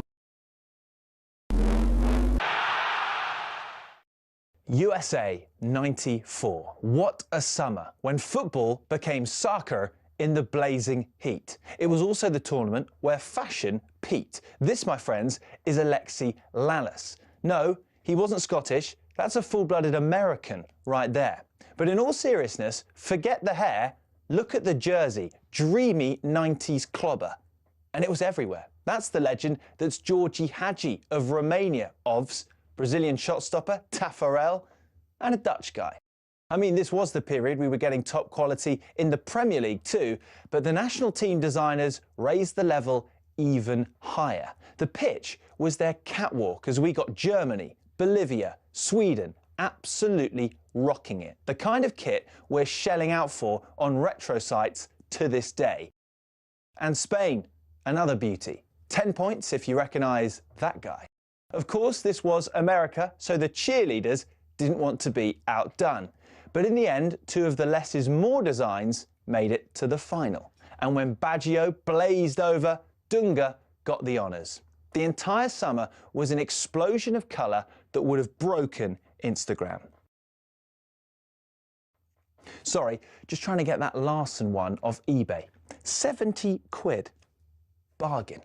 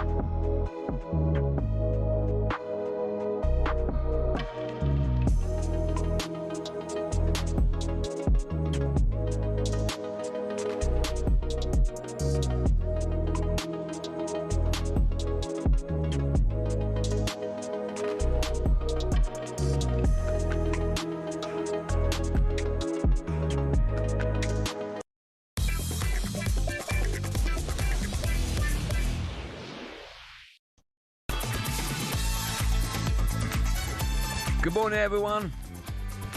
It's 7:36. Can you see what the weather's like out, Gab? It's been horrible recently, isn't it? Yeah, the TV's in the way of that one, but I can see out that window. It's very grey, mate. Is that today's weather update? I don't mind if it's grey, as long as it's not raining. We don't, mate. I put my raincoat. That's it, mate. That's the problem I've noticed, that when you do this shift, you don't know what the weather's going to be like. Exactly. You look at the weather app, but that doesn't really help. You call it a shift? Yeah. I put shift in. What do you do? I don't. It's not work, is it? It's fun. Yeah, it's fun. It's not a shift, is it? I should point out, Gab's very excited today because he's discovered a granola pot for the first time ever. It's like granola in a pot, you know what I mean? It's unbelievable. Don't do granola with Birmingham. Is that your breakfast? Yeah, I'm going to have a bit of granola, mate. Are you a breakfast man? I'm not really, but I start to get a bit hungry about 8. Okay. What about you? You had a croissant? Your croissants have arrived? Croissants You're not going to say thank you to management for getting them? Thank you for that. Yeah. I feel a little bit like Andy Dufresne in The Shawshank. You know, when they're on the roof and he gets all the beers for everyone. Oh, okay. These guys, mate. I'm not like. By the way, I'm not liking the gallery to a prison cell. I would never do that. Right? What do you mean it is? Andy. Okay. They love a freebie. Who? Oh, we all love a freebie. Those guys back there. Oh dear Lord. They all work hard. Look at them munching. Look at them. But look how happy they are. There you go. Henry Baines. The gooner, look at him. Henry Baines don't even work on the show. He's just smelt the croissant. He's come up from the 10th floor. Like the OXO advert. What's that? I can smell. Right, time now for a bit of this. So, Kimi Antonelli has become the youngest ever winner of the Monaco Grand Prix, storming to a sensational 5th consecutive victory to open up a massive 66-point lead. That's insane. It was a nightmare day for his Mercedes teammate, Georgie Russell, down to 13th, but a brilliant afternoon for Lewis Hamilton. He clinched second place to leapfrog both Russell and Charles Leclerc into second in the standings. Hamilton was joined trackside by celebrity girlfriend Kim Kardashian, crediting her support for fueling his recent resurgence on the grid. Gab, are you a fan of celebs and sport mixing? No problem with it at all. Yeah, no problem, mate. You like that? Yeah, why not? Did you ever meet a girl and early on in your relationship go, do you want to come watch me play? No. Why are you laughing at? No, because I say why I say that because Bex famously, when he started dating Posh, invited her to Old Trafford. No, I didn't, mate. No, I was Why you so focused. I'm a professional footballer, mate. I don't play football. You have done that. Do you want to come watch the Villa? Have you? No, mate. Have you done that? Never ever. I bet. What meet someone and be like, I play for Villa. Yeah, do you want to come watch me play? Just a free croissant. We play in Villa Park. Right, for more of this, I'm delighted to say we're joined on the show by a former F1 team principal. Legend. Gunther Steiner. Good morning, Gunther. How are you doing? Good morning, Gunther. Good morning, guys. I'm doing well listening to you guys, what you're having for breakfast and your girlfriend. So, it's a good morning for me as well. I just want to point out we're not having our girlfriends for breakfast. Two separate conversations. No, I didn't say that. All right, okay. Just in case.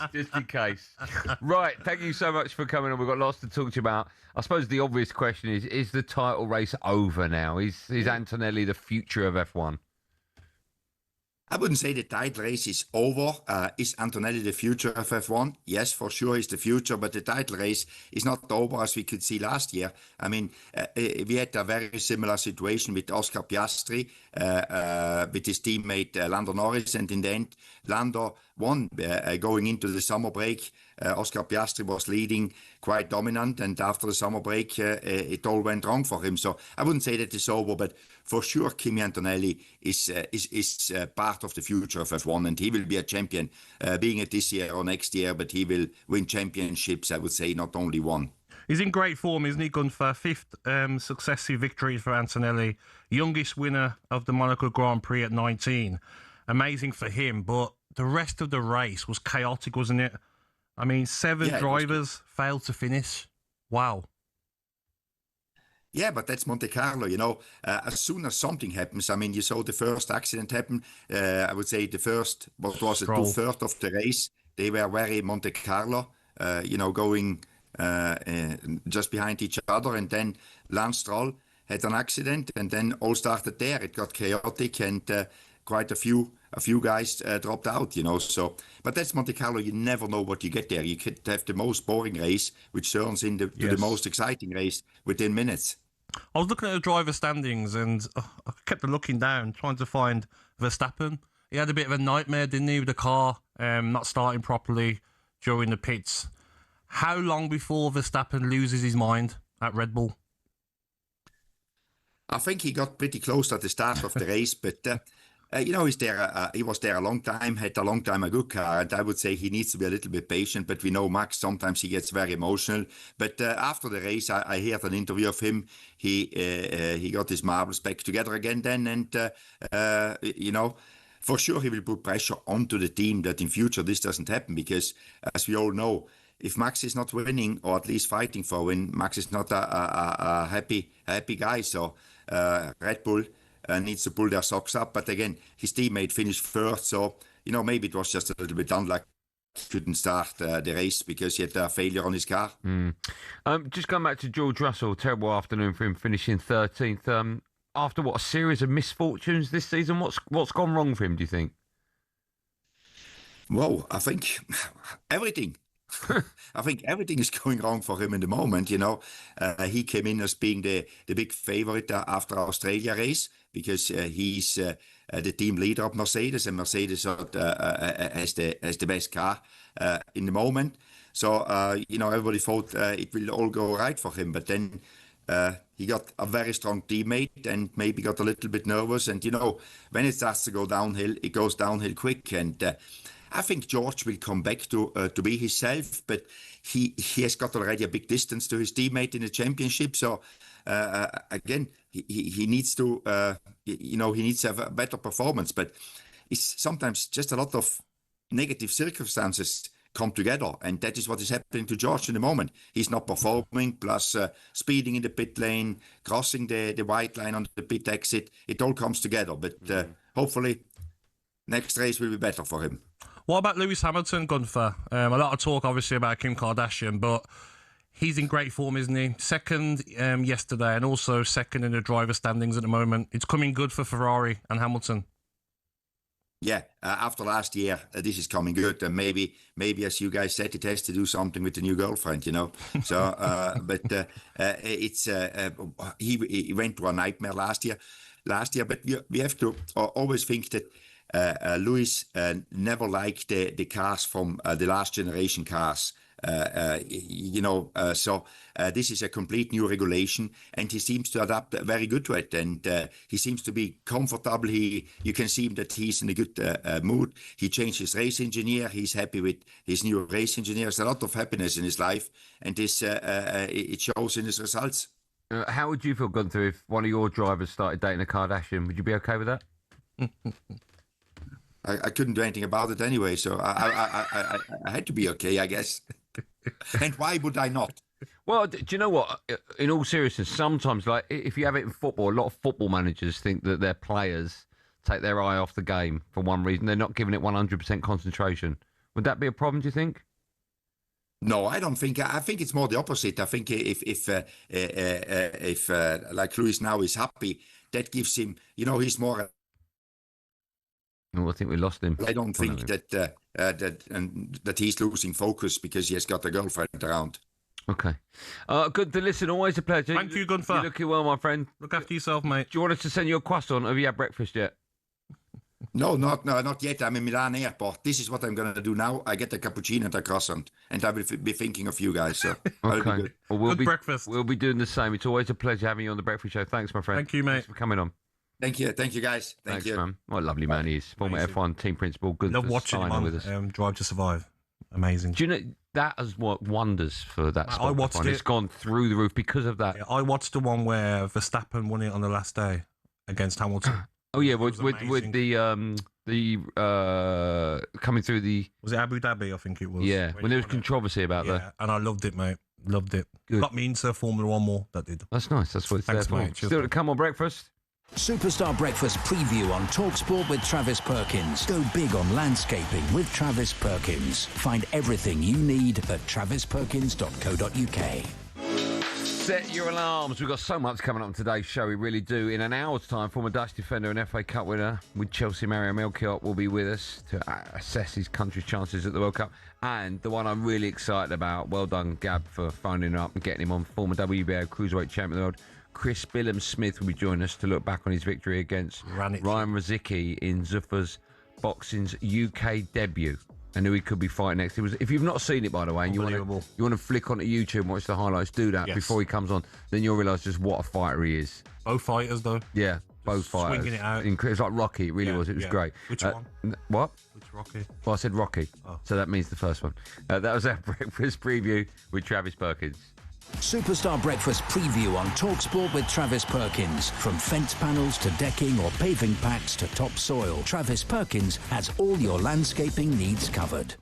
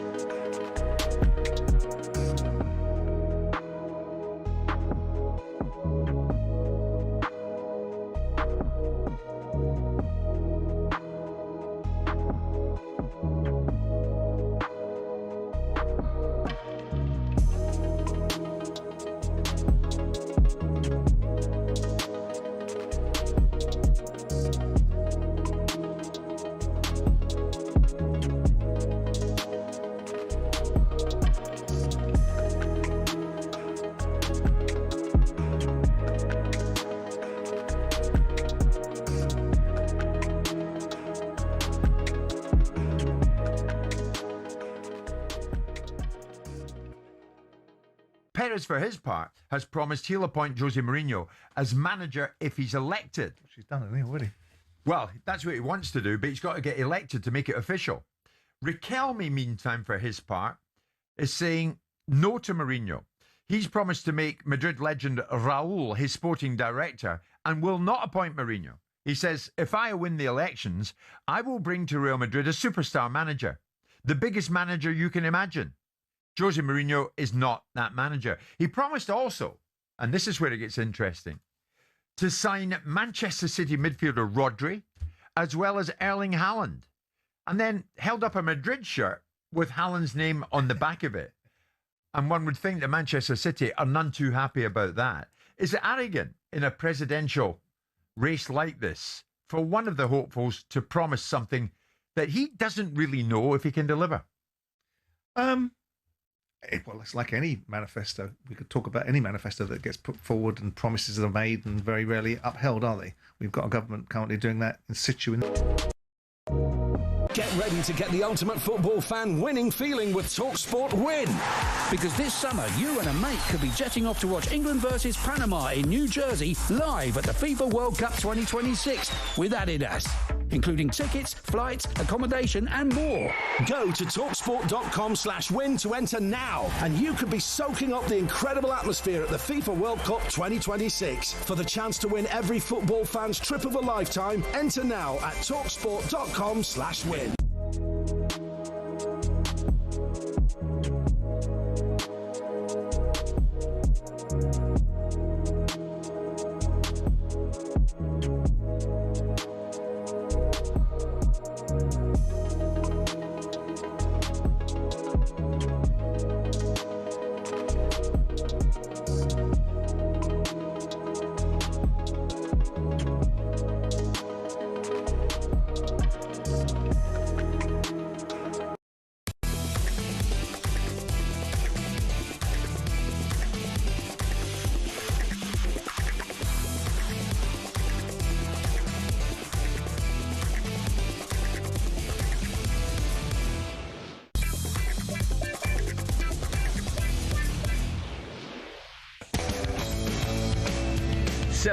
You're listening to The Breakfast Show. It's me, Andy Goldstein Gabby Agbonlahor. I was just chatting to Gabby in the break there about he's staying in a hotel for a week. You had to pack or your other half had to pack a suitcase for you for the week. No, I did it myself, actually.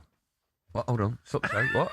You packed your suitcase? I packed my suitcase myself, yeah. Why? Because you got on me a bit, mate. She left you? No, but you got on me a bit, and I just thought, you know what, I can do this.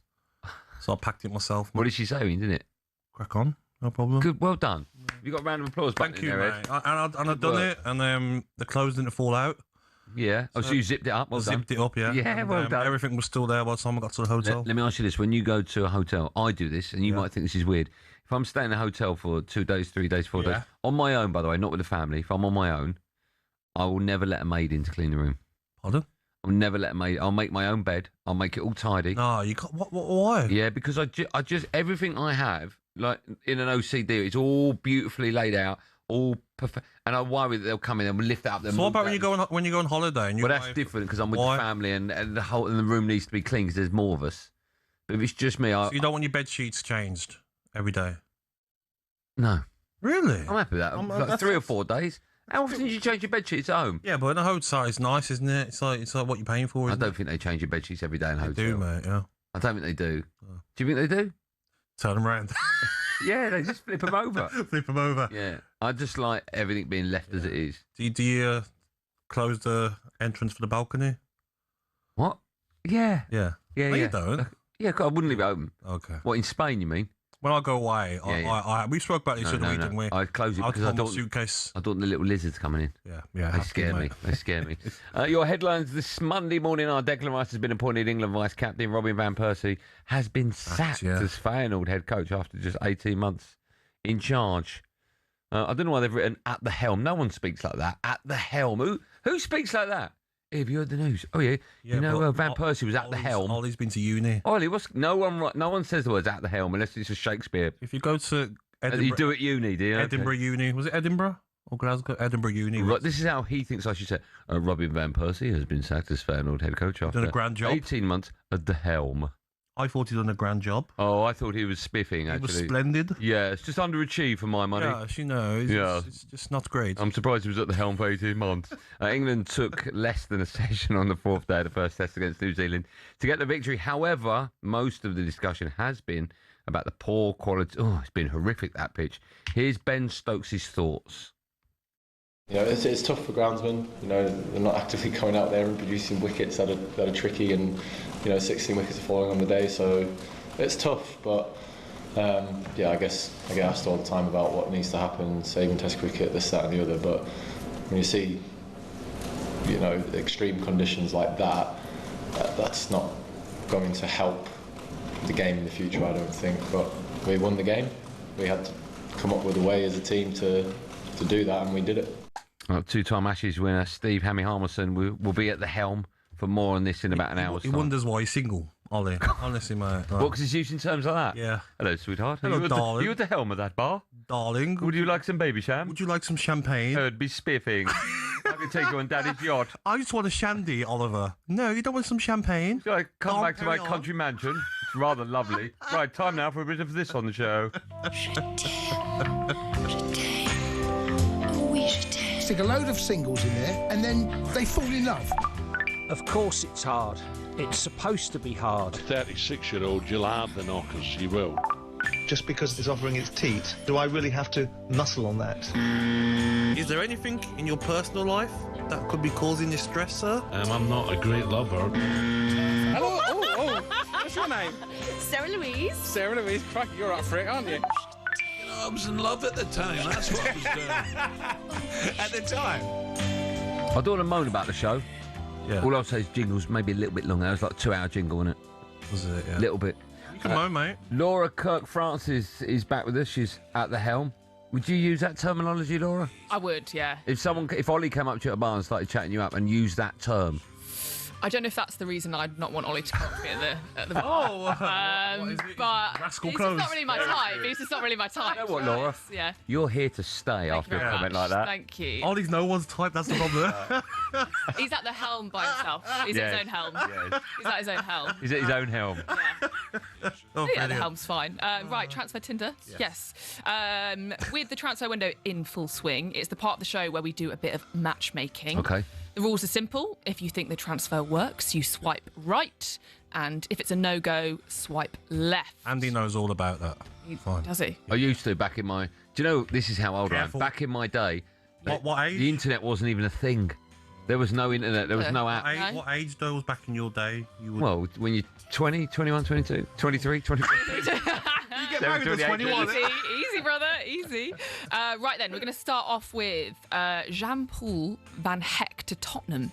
Jean-Paul. It's not often you fall in love with a seagull, but Roberto De Zerbi is keen to share his chips with one of his old Brighton flames. But he's not a cheap date, as Brighton CEO Paul Barber exclusively explained to talkSPORT yesterday. He explained that there is going to be a hefty price for him. So... what do we think? Jan-Paul... I'm saying Jan. Jan? Do you know what? It doesn't matter. You say whatever you want. I'll say whatever I want. Tinder, just have to... I mean, make it... Oh, make it okay, sexy. sorry. Jean. Jean. Maybe just Jean. Jean. It sounds French. Jean-Paul Van Heck to Spurs. Jean-Paul Van Heck. For 70 million. How much? 70 million. Swipe left or swipe right.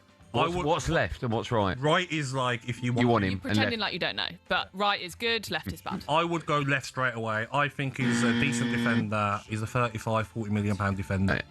I agree to left. 70 million. It's a left from me as well, Simon Cowell would say. Okay. Next up, Morgan Gibbs-White to Arsenal. Mikel Arteta has been batting his eyelids at another Morgan, Mr. Rogers from the Villa.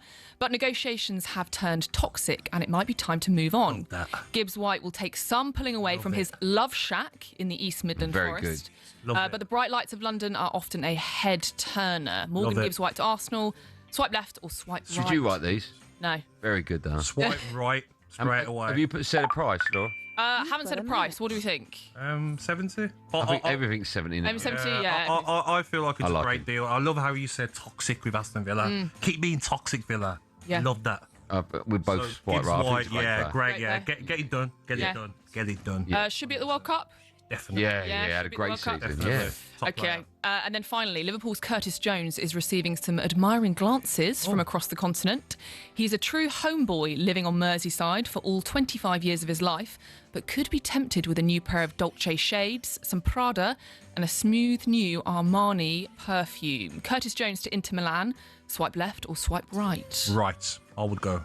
Yes? That's right. You've got a match. Do I have to go left or right on this? You can choose whichever you want to do, man. No, but I'm not sure. Is there a not sure button on Tinder? No, you have to decide. Should be a not sure button. Yeah, but what if you're on Tinder and you might like a little bit? I think there's a way that you can put people sort of on your bench, so they kind of go onto the kind of not sure. You know, like might get call up. Looking at Ollie, you'd be like, oh no. What? I'd look what? With Ollie? Say if someone was looking at Ollie on Tinder, they might be like, I don't want to be harsh and say no. But you would hope. You would see the picture and you go, I hope he's got a good personality. Yeah. Because if he ain't, he's got nothing. Do you know what I mean? Don't make me laugh. All of this, I'm just saying, at the helm. Poor guy. Poor Ollie. Right, so we left or right? No. I'm going to make up my new one and go middle. Okay. I'll go a little bit right, hoping he's got a good personality. But at least he's tall.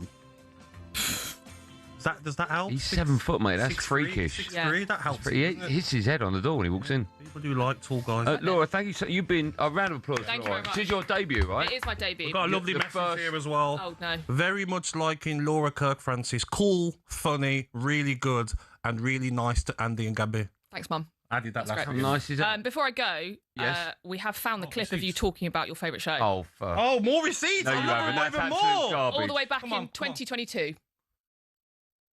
Oh, you haven't got it. Don't have it. You haven't got. She's done all that work. You haven't don't got have it. it. Ed, good work. Ed, good work, my friend. You enjoyed that croissant, did you, this morning, my friend? Good work. Oh, Laura, you're a disgrace. Lies. Can we get it? Can I just reenact it though? Yeah, go on then. Because you Go on, basically go, Ed, it's pretty good, you know. It's no irony. You're not joking. You loved it. Oh, did it? Yeah. We're going to get that clip, Yeah, guys. please. We're going to get that for tomorrow. Laura, you've been pretty good, you know. There's no irony in that. You've been absolutely brilliant. When are you back tomorrow? Same time. Okay, which Look is forward to it. 5. Set the alarm. 5 till 6. And we'll see you tomorrow in the studio. You will indeed. Can't wait. You've been a superstar. Well done See to you tomorrow. A big thanks there to the brilliant Laura Kirk-Francis. Remember that name. This is the talkSPORT Breakfast Show with me, Andy Go. Oh, hold on. With me, Andy Goldstein, and the wonderful Gabrielle Agbonlahor at the helm. We have a jolly good show coming up in the next 2 hours, so stay tuned with us. And swipe right, please. Until forenoon. I don't even know what that means.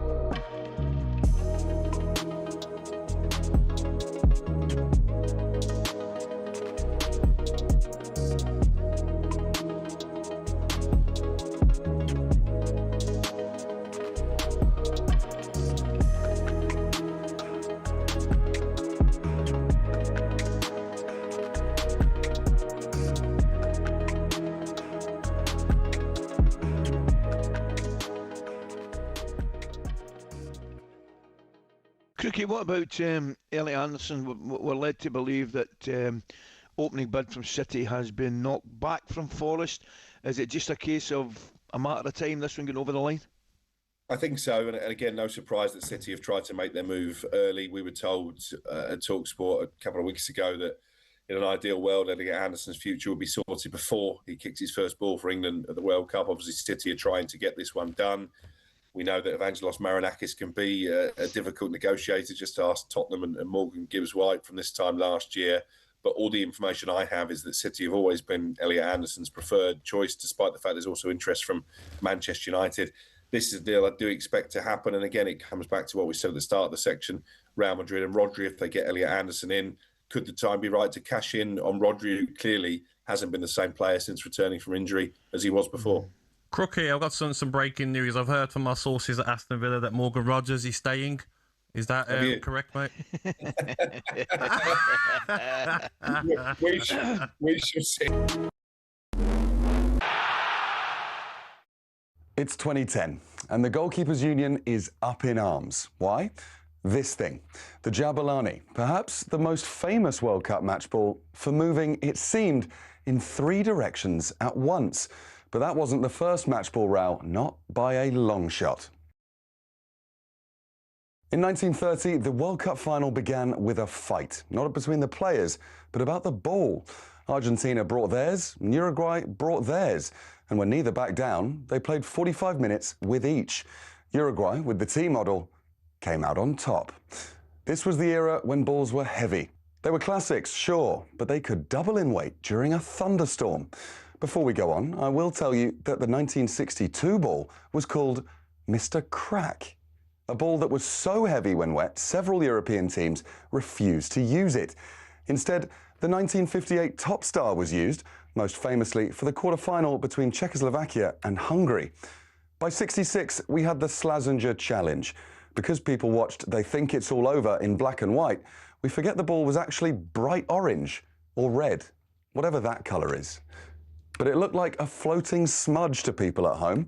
The World Cup match ball needed a makeover. Enter the Telstar. 32 black and white panels. It was stylish, it was modern, and it meant goalkeepers could finally see the thing that was about to ruin their afternoon. It was also the start of an Adidas monopoly. 1986 was the dawn of a new age. The Azteca was the first fully synthetic ball, meaning it didn't soak up water. Recently, though, things have got weird. 2002 gave us the Fever Nova, basically a high-tech frisbee, and then, of course, the Jabulani. Today, the balls have internal sensors that tell the VAR room if someone breathed on it. We've come a long way. But the ball's not the main thing, is it, FIFA?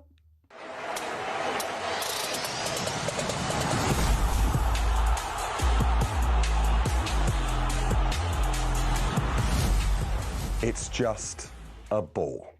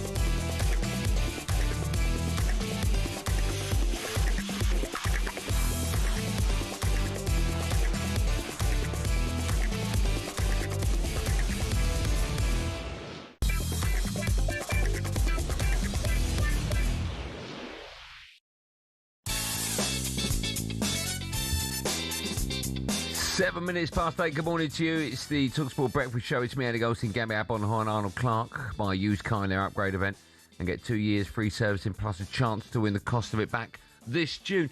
Just quickly, we heard there in the news that 14-year-olds are going to be banned from... Under 16. Under 16, yes. Sorry. I've got a 14-year-old. Yes. Going to be banned yep. from social media. I don't know how on earth you can police that. I think what you do is you did they get logged out and you got to put your ID in. So, but all I can say is there's a lot of parents out there that will be buzzing with that. But I don't know about your 14-year-old, but my 15-year-old, she will be lost. That's really sad to say that, Cab. No, I mean in a sense of I hear what you're saying, yeah. and millions will be listening and agree with you. All I ever get sent, mate, now is like I'm not on TikTok. She loves TikTok. Yeah. But even Instagram, I've got like similar reels to TikTok. And I look at my Instagram, I've got every day, she'll send me a reel. And some of them are funny, and then some of them I'm like, put a laughing face back, but they're not funny. But like these kids love these reels, don't they? No, I know. Without social media, and followers and all that, you're gonna have to go and play in the park and speak and say hello to people and talk to people. I know, and go out. I can't imagine. Go and do things. The problem with that, right? The problem there'll always be a way round it, right? And so these kids would just find a way of getting around this problem. What? I can't tell you what it is. Like fake IDs or whatever they use. Use their brother's ID. Yeah, be something like that. I mean, I hope it happens because I think it's a great idea. I totally me get them off the phones. Even the younger ones. I've got a 10-year-old and 8-year-old. Get them off. Your 8-year-old's not got a phone. No, but obviously there's like 8-year-old's got a phone. No, she hasn't got a phone. No. Is your 10-year-old? Yes. That's insane, isn't it? Why? I know, mate, but I think it's a great idea. It will get the kids back out doing things that we used to do, mate. Like talking. Do you know what I mean? Say hello to each other. I think that'd be not expecting the phone to do it for them. I think that'd be nice. Spot on. Now, where are we? Just coming up 8:10. If you're waking up for the first time and listening, not waking up for the first time, if you're waking up and for the first time listening to the breakfast show, what? You've just been bored. Yeah. You just turned on your radio. I'm sure you saw it on social media actually last night. Some desperately sad news research yesterday regarding Christian Eriksen, whose heart stopped during Denmark's game against Ukraine. The terrifying moment brought back, of course, chilling memories of the cardiac arrest he suffered on the pitch almost 5 years ago at the Euros 2020. Here's talkSPORT's newsreader, Will Hobbs, with more on it. 5 years after his cardiac arrest at the Euros in 2021, Christian Eriksen collapsed on the field for a second time whilst playing for Denmark against Ukraine in a friendly in his hometown of Odense. This time, Eriksen was able to walk off the field despite having lost consciousness momentarily. That was because of his pacemaker, fitted after the first incident when the team doctor said Eriksen died for 5 minutes. Yesterday, the pacemaker worked perfectly, preventing a fatal cardiac arrest by detecting abnormal heart rhythm and discharging a jolt to restore regular rhythm. People wearing the type of defibrillator Eriksen wears have been traditionally advised to avoid intense exercise up until a decade ago. In 2017, researchers at Yale University found the device did not significantly jeopardize athletes' safety. With Eriksen being assessed in hospital, 2 questions now need answering. What caused Eriksen's heart to stop for a second time? And does the 34-year-old father of 2 now need to call it a day? So is retirement the only option now for Eriksen? Well, we asked his former teammate Andros Townsend that very question. I think, of course, on the outside, yes, I'd advise him that there's so much more important things to worry about. He's got a lovely family to worry about, but nobody knows what goes on inside the heads of anybody, let alone a footballer who's worked so hard to get to where he's got to, who's almost died on the pitch and he's come back to play for Manchester United, one of the biggest clubs in the world. So it's difficult to know what's going on in his head. But yeah, of course, at the moment, there is more important things to think about than a football match. I don't think anyone can really disagree with that, right? I think it's difficult. Christian Eriksen's got to make the choice. Like Andros said there, and I said it earlier to you, football's your life. We don't know if Christian Eriksen's saying, well, I've got a pacemaker and I was okay. Like, why can't I play on? He's not going to maybe listen to other people. So you got to retire. He could be lost without football. I would. Yeah. Because I'd think, oh, my family comes first. There's more to life than football, but that doesn't mean that's his decision. Can I ask you a question? I hope you'll know the answer to this. I assume all footballers are employed by the football club, right? Yeah. And that means they're covered by life insurance, right? Yeah. So that is the case. So how would a club feel about that? Well, if the football club's going to sign him, like when Manchester United signed him, there would have been insurance in place. Right. You know, so they would have been 100% that he's going to be okay because they're the ones that would have had to pay out. Okay. You know what I mean? They're obviously playing yearly. Yeah. I just wonder, there's so many moving parts to his decision on whether or not he carries on. Because clubs, I remember contracts, clubs would always pay for instance, at Villa, would always pay your injury, career-ending injury insurance and your life insurance. The club would pay the premium every year. I'm sure that happens to every Premier League club. Yeah, that's so what I'm sure I mean. his would go up maybe because of what he's been through. Yeah, as if he's at a club and God forbid it happened again, and he would have to retire, then the club would be probably career ending, wouldn't it? Yeah. What would you do, Gabs? If God forbid that was so now I would listen to the doctors. Whatever my doctor says. If my doctor says, listen, you should stop playing now, like you've had 2 escapes. Yeah, that's what they are. That's enough now. Like if you carry on and if it's we're not doctors, are we? Because your heart rate's going so high, there's a good chance it could happen again. Stop. I would stop 100%. And I think especially when he's not in his early 20s, you know, he's in his mid-30s, had a fantastic career he would have dreamed of as a kid. Yeah. Is it time to now, like, say, okay, enough?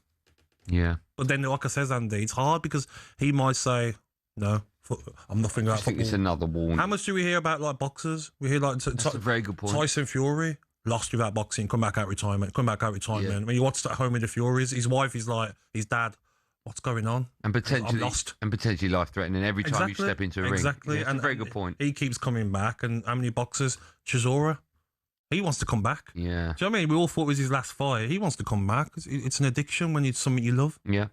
Danish football expert Giselle Thornton joined talkSPORT yesterday evening, explained what the future now looks like for Eriksson.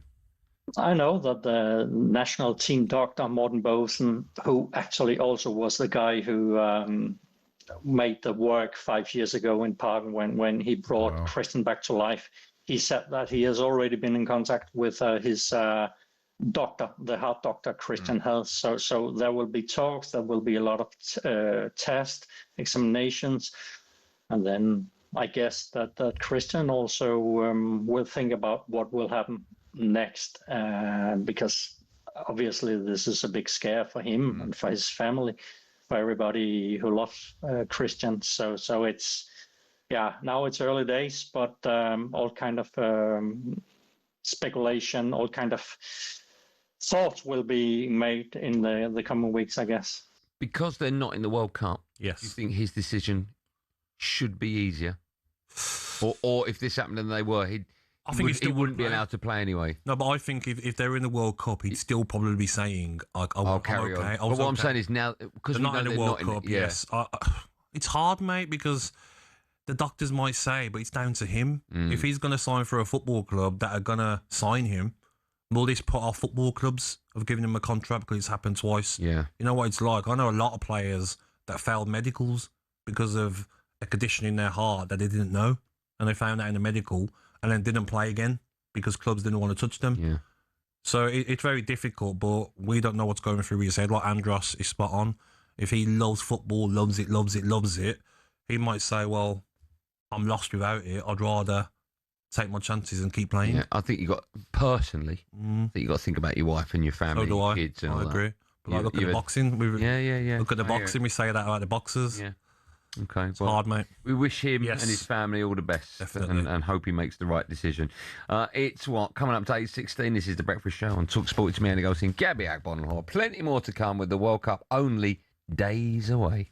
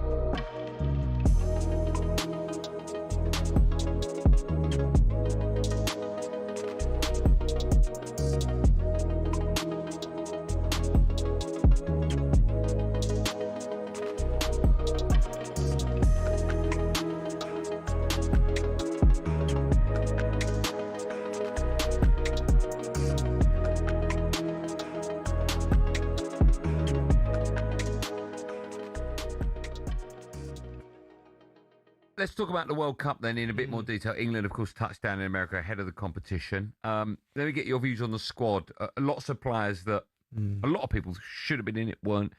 Cole Palmer, Phil Foden, Gibbs White, Adam Wharton, Trent, of course, Harry Maguire being another one. What have you made of the squad and the players that aren't going? All of them players are the real technicians, Adam Wharton, Foden, Cole Palmer, Trent. And Trent. So my opinion personally is the majority of them players should have gone, because I think that holding the ball in a World Cup is the most crucial thing, and being that team. But Thomas has gone the other way. Thomas, you can see he's picked by the team he's picked. It's going to be a sort of low to mid block, and he's going to look for counter-attacking football, right?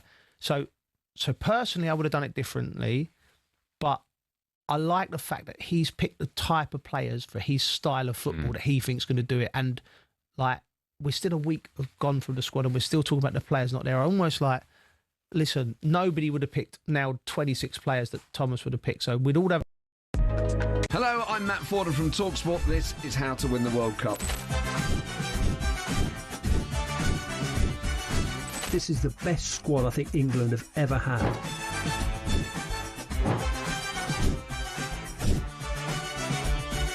He used to love America, now he doesn't. It's very sad. It was so important to succeed because of all the pressure we received. Don't jump for this one, I'm going to knock his head off. Warning, this podcast does not guarantee England will actually win anything.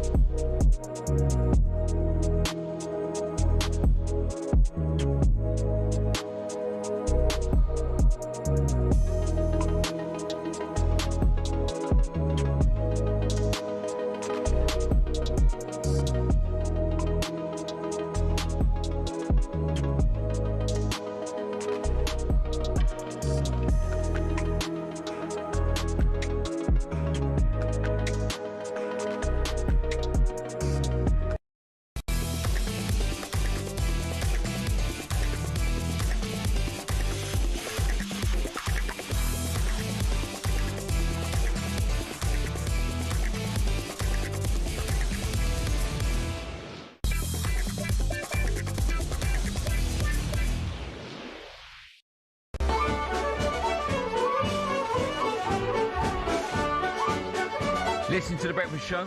It's just gone 8:20. It's me, Andy Goldstein Gabby Agbonlahor. You're probably wondering why we're playing Irish music. Well, at the top of the show, when we came on at 6 o'clock, I mentioned something. It feels like I've angered the whole country. Yeah. And now we get new listeners coming on every couple of minutes because people are waking up. Or It wasn't great, mate. School run or whatever. Yeah. I still haven't had one person tell me the logistics of it. So what I said was, I went to the pub last night. I got a couple of pints of Guinness. And when they stop pouring halfway through, you stop and let it rest and settle, and then they carry on. You got to wait 10 minutes. And I said, just carry on with the pour. And they looked at me like I was mad. I went, just carry. It makes no difference. I haven't got time in my life to wait for nothing to happen. And so they carried on pouring. I put the pints down in front of me, in front of my mate. And I went, taste that. And he went, yep. And it's absolutely fine.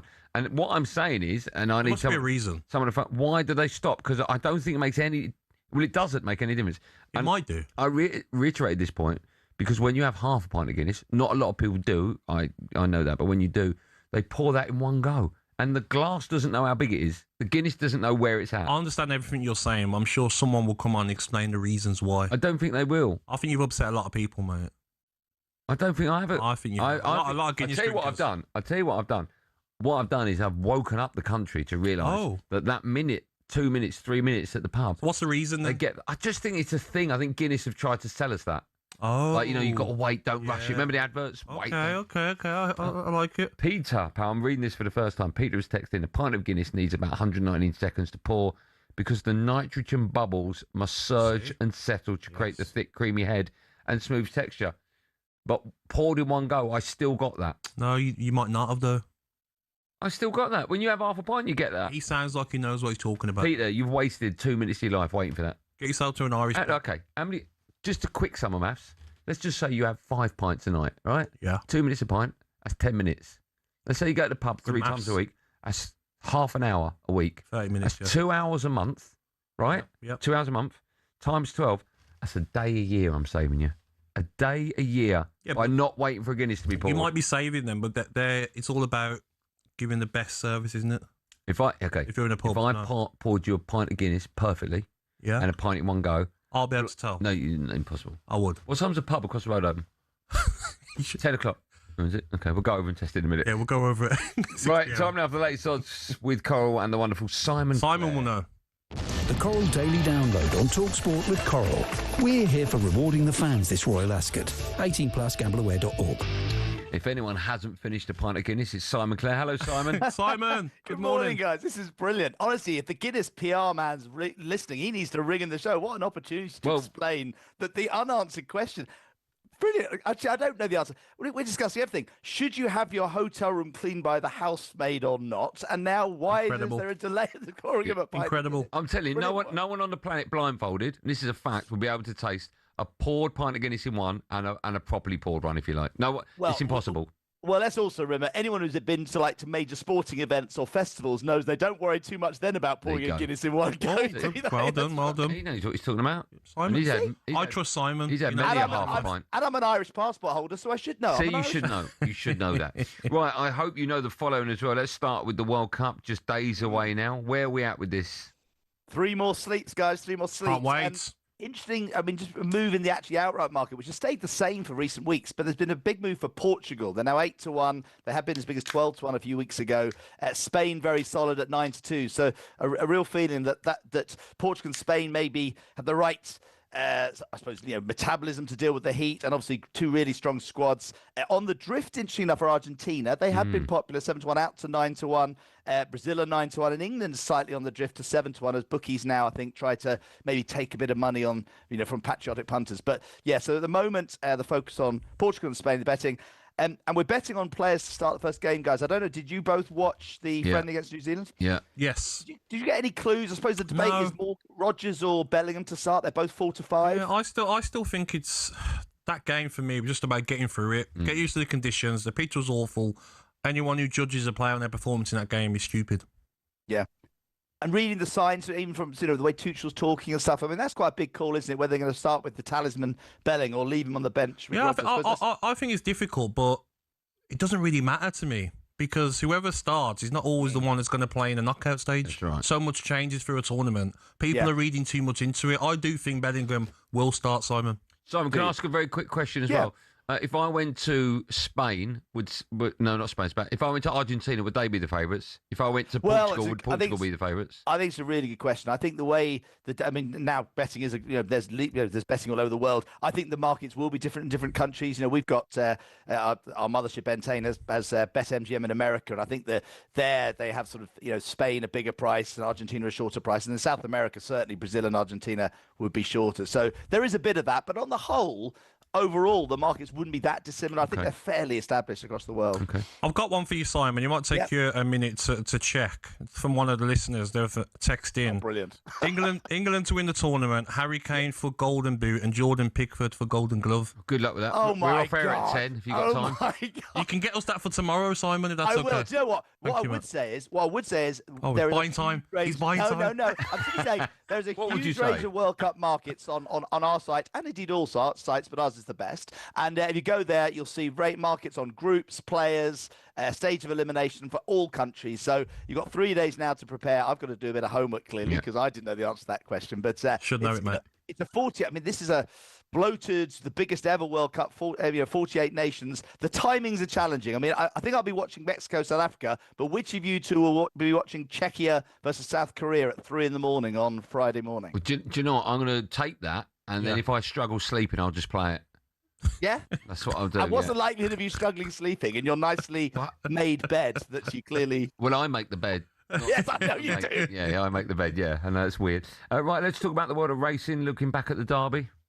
Yeah, it was a really disappointing day in many ways. The weather was awful. I mean, the Jock Club and Epsom put a huge amount of effort. They had Pixie Lot on a stage on the hill. They had O Beach Ibiza, a big sort of marquee with a great post-race party. But the weather made a bit of a damp squib on Saturday. Still a big crowd. And Christmas Day won the race. Great name of the horse. And there was a bit of a drama where the stewards on the day who preside over the sport did something that's never been done before, which is they declared the favourite a non-runner, even though he came out of the stalls, ran his race, finished finished 10th. Disappointing, but the ground didn't suit him. But they decided in their wisdom that because the horse had slightly got his leg caught in the stalls, they would retrospectively apply a new rule to say he's non-runner. But the implications were huge. It meant that bookies paid back millions of pounds to punters, bemused probably of getting their money back, obviously delighted. But it meant that all the backers of the winner, the placed horses, had their winnings deducted, which they hate. And social media's been awash with people complaining that they feel unfairly done by. So a big call. There's going to be a lot of debate about it, a lot of conversations between bookies and the BHA who run the sport, because it really can't happen again. So that's me on my... Simon, you've been so good. Go and pour in one go yourself a pint of Guinness on me. Have well you got done. those odds? It's the only way to pour it if you're in a hurry, Andy. You're absolutely right. Have you got those odds, Simon? You've had 3 minutes to... No, I'm going to take 24 hours for that, okay, mate. I don't even think I'm on tomorrow. It has to be Steve or John Hill, but I will tee them up and they'll be ready. All right, mate. Good work. Top man, Simon. Have a lovely day. Thanks, man. Nice Cheers, seeing you guys. again. That was a look at the latest odds with Coral 18+, gamblerware.org. The Coral Daily Download on talkSPORT with Coral. We're here for rewarding the fans this Royal Ascot. 18+, gamblerware.org. Just 90 minutes to go. My goodness, where's the time gone? Coming up, Gabby believes the Dutch could be serious contenders at this World Cup. We'll get more on that next with a man who played at the Euros in 2008 for Holland. Mario Milkout will be our guest live on The Breakfast Show. It's 8:28.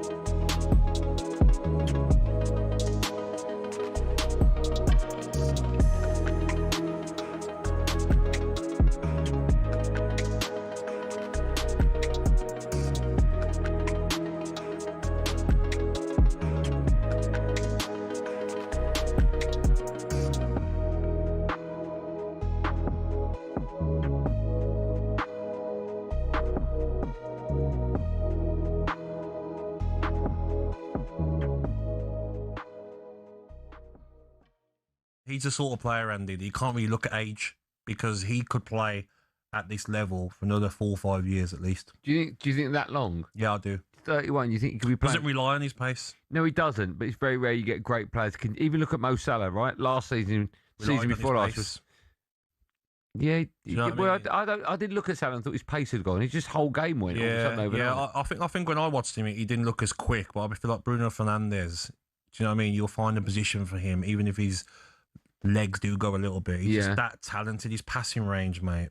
Do you know what I mean? Set pieces. Reported it has a £57 million release clause for European clubs. That means he can't throw him, so go to Man City. Should the likes of Real Madrid be all over that? Is that a bargain? I would. If I'm Bayern Munich, Real Madrid, any club, maybe not PSG, that they've got a very good midfield. But if I'm Manchester United, I'm saying not a chance. 60 million, 70 million, I'll say no. I feel like he's that good to what Manchester United have done in the last season we just had. And going forward, who are you going to buy to replace him? Yeah. Well, my view earlier on was get the 57, put 43 to it, and go out and get Elliot Anderson. Then you're starting again because he's a young kid. Of course, yeah. But Elliot Anderson, Bruno Fernandes, 2 different players. Yeah, no, I know that. Do you know what I mean? You need to get Elliot Anderson as well as keeping Bruno Fernandes. And how much money will it cost you if you sold Bruno Fernandes? You might get 57 million, but maybe you miss out on Champions League next season. Point. Yeah. So this was, just to remind you, this was Bruno's quote last November. He said, from the club side, I felt a bit of, if you go, it's not really that bad for us. More than hurting. It makes me sad because I'm a player. They have nothing to criticise me for. The fact that Omar Barada came out and didn't give it the old, yeah, he'll definitely be here. We'd like him to stay. Of course we do. The German leading England. It all sounds a little bit odd, but as Thomas Tuchel tries to bring football home, here's how he ended up in one of the most scrutinised jobs in sport. Well, Tuchel started his footballing journey in the sleepy town of Krimbach. His leadership skills were obvious from an early age, with Tuchel even making subs during PE volleyball sessions. After a knee injury ended his playing career at the age of 25, Tuchel accepted his first coaching role in the Stuttgart U setup in 2000. He led the club's under-19s to their league title 5 years later, but his perceived abrasive personality meant Stuttgart chose not to renew his contract. He went on to spend 5 years at the helm at Mainz before leaving the club for Dortmund. And there, Tuchel secured his first major trophy, the German Cup, in 2017. 8 more pieces of silverware came next for Tuchel in just 5 seasons at PSG, Chelsea and Bayern Munich. And that CV impressed the top brass at the FA. We found so many similarities and so many things that suited my approach and my hunger to achieve special things. I always wanted to come back to England. Well, he says all the right things, but is destiny on Tuchel's side?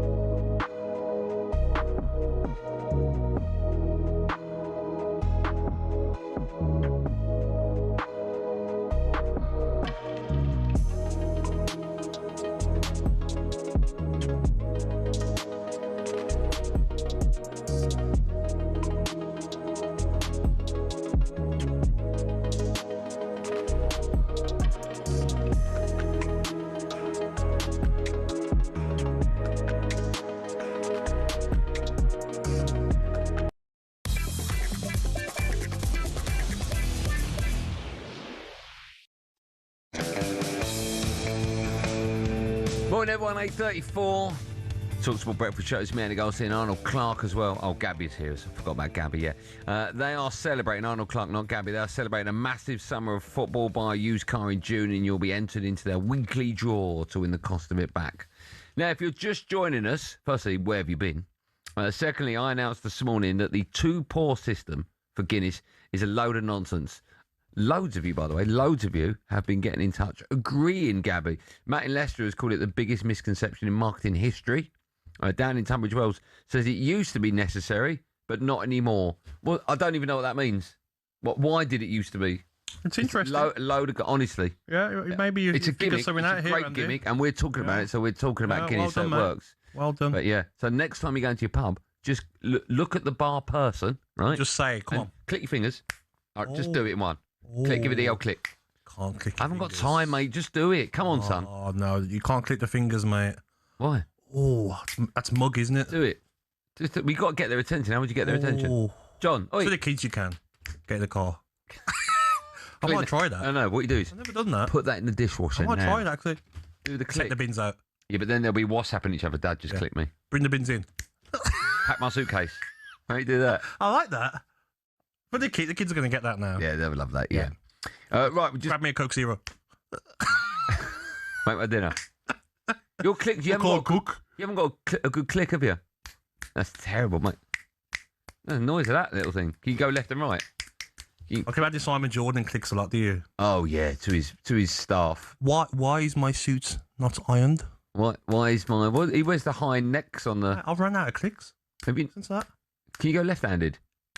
Can you wink? Better. Can you wink both eyes? This won't work on radio. Can you wink? No, not at the same time. That's blinking. Oh. Right. We just you just blinked at me. We're just a few days away from the World Cup kicking off. Every day this week we'll be joined by a very special guest to look at one of the contenders. We're going to start with the boys in orange. Van de Ven! Fantastic goal from Mickey Van de Ven! Gakpo into the penalty area, takes aim! What a finish! Cody Gakpo! It's remarkably how well we always do on tournaments. Ronald is an experienced manager, been there, done that as a player. Depay! What a finish! Into the bottom corner! Memphis Depay has done it! Van Dijk! What a good header that is! Virgil van Dijk climbing high. I just don't really believe in the depth of this squad. Ronald Koeman, announcing his squad, was asked, why did you pick Wout Weghorst when you've got a guy who's got double figures in the Premier League this season? And he answered, who's that? Somerville, right-footed effort, and that is a screaming goal. Chris Somerville with a goal of immense quality. The benefit that a team like the Netherlands has is they've got high quality and informed players across the entire pitch. I am, of course, talking about the mighty Netherlands, who have the unwanted record of playing in the most World Cup finals without ever winning it. They lost in 74, 78 and, of course, 2010.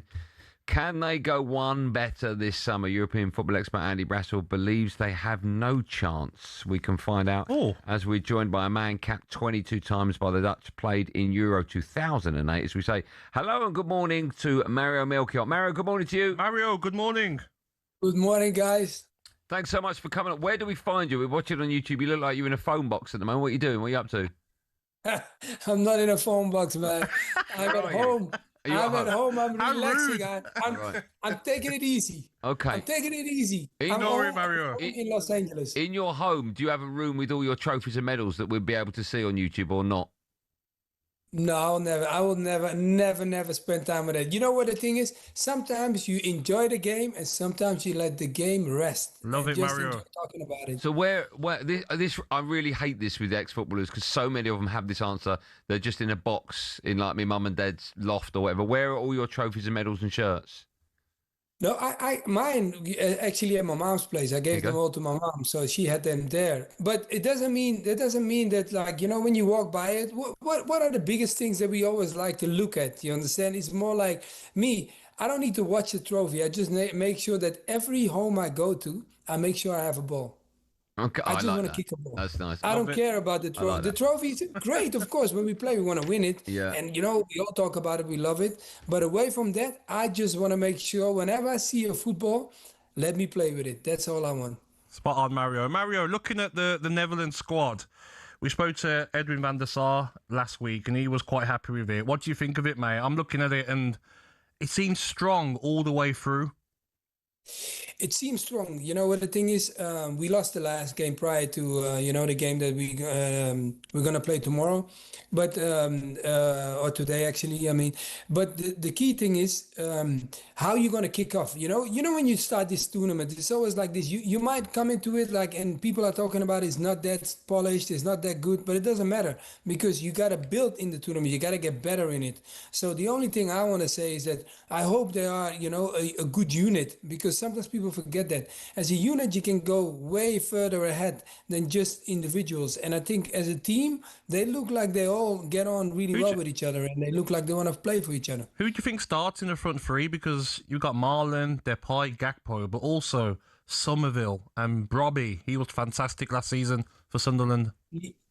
Yeah, I think Depay will always start if he's, you know, he's fully fit. He's gonna start him. And that's what I think, because he's always been his guy. You know, he kind of make it hard for certain players that went abroad to certain countries. But Depay was never one of the discussion players, and he's also one of the leading scorers in the Netherlands.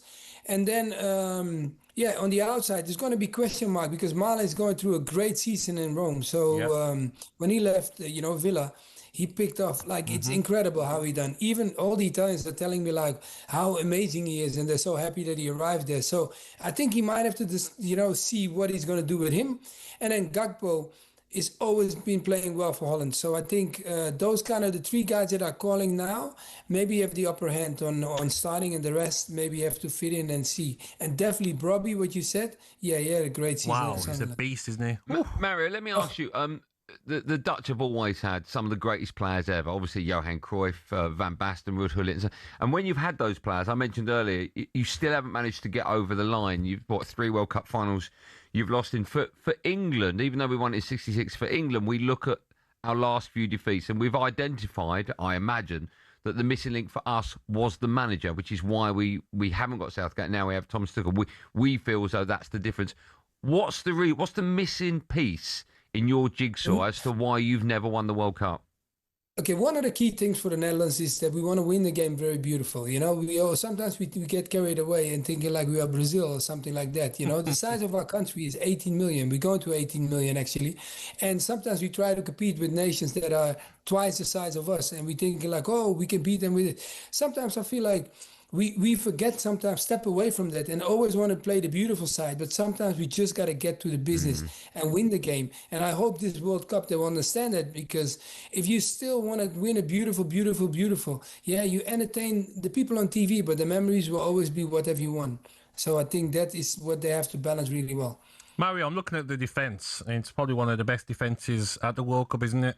You look at Dumfries, just signed for Real Madrid, Timber coming back from injury, but top player for Arsenal, Van Dijk and Van der Ven, with Hato and also Van Heck on the bench. What do you think of Spurs trying to sign him? Is he worth the reported 70 million Brighton want? Van Heck, look, I think, look, what he has done for Brighton, he's very steady, you know, reliable. He does the job, you understand? So if they want to make a move, it comes probably, you know, look, you want to partner him up and see what, you know, any of the other defensive Spurs are going to leave or are going to stay. Because if not, Van der Ven would probably want to play with Van Hekken. I think that's one of the key things. And that is, for me, the only reason why you will match them together, because they speak the same language, understand each other, and, you know, they have to see what they're going to do. If they're going to, you know, if someone's going to leave or someone's going to stay. But yeah, why not? You know, look, when a player comes, you know yourself, Gabby, if you go through, Brighton is a steady club, right? Yes. And if you manage as a player to stay in that team and play all the time, you're always going to grow. And I think that he's been doing that this season and the prior to that too. Mario, before I let you go, I want to talk about your former club, Chelsea. I've got the league table here. Hold on, let me just scroll down. Just scroll down. Hold on, bear with me. I'm scrolling 7, 8. Wow. Oh, you don't need to scroll, my friend. I know it's hurting me already before you talk. Right, let me ask you about their new manager, Xabi Alonso, right? It's taken over. How big of a job does he have on his hands? Because from the outside in, it's not just a new manager going in. There looks so much unrest in that dressing room as well. Yes, but I think also, you know what the key thing is from Alonso is that he comes with some weight, right? Because it's sometimes we all know, Gabi also knows. When we come in the dressing room, sometimes you look at your coach and you're thinking like, if you kick off with straight away, you respect him, it's a different feeling than when you look at him and thinking like, dude, I'm not sure about this. And I think that is one of the wins he already has before he even enters the dressing room. People are going to be like, hey, we are facing someone that has done exactly what we did, and he's done it on a great level. So, and now he's a coach.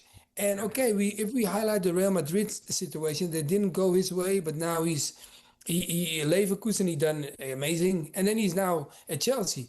To get a manager like that, I think sometimes you're in the situation where Chelsea is in, they pinch really quickly and they had to.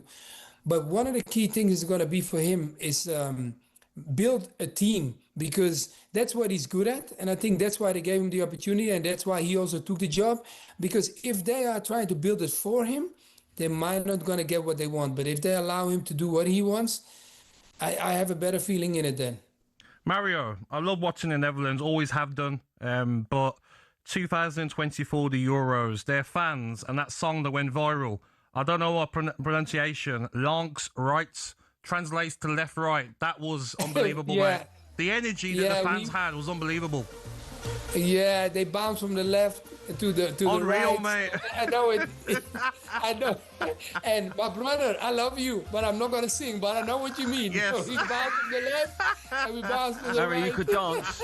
You could Come on, dance Mario, show us. Come on, shake some For the Netherlands, Mario. I can do a little bit like... That's great. I don't know if you can see Gabby, but he's ruining it for you, Mario. Gabby, you're more Dutch than English, man. Why are you dancing like that? Mario, what a pleasure. Thank you so much. Thank you, Mario. Who's going to win the World Cup? Give me one name. Who's going to win the World Cup? Oh, you look. If you don't have France in your head, you're probably sleeping, because they're so talented. Yes. So that's why I have to call them. Mario, what a superstar. Legend, Mario. Thanks for the dance. Have a lovely day, my friend. Thank you, guys. Thanks, man. what superstar he is. A reminder, by the way, gang, we're giving you the chance to win a trip. How about that, to the 2026 FIFA World Cup, courtesy of Adidas. You and a mate could be in New York on the 27th of June, seeing England against Panama live. We got your flights, hotel, spending money, match tickets, and the official try under match ball all covered. Just head to talksportwin.com to enter. Full T's and C's now as well. But hurry, because entries close this Friday. Coming up, we'll turn our attention to England winning their first Test match of the summer. But all the drama is, of course, about the pitch.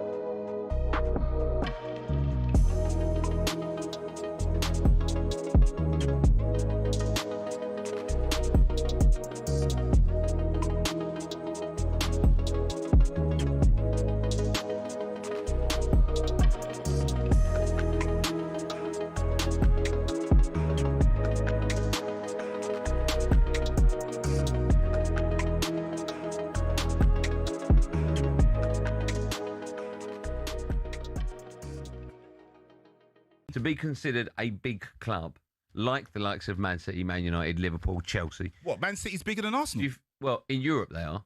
They've won the competition.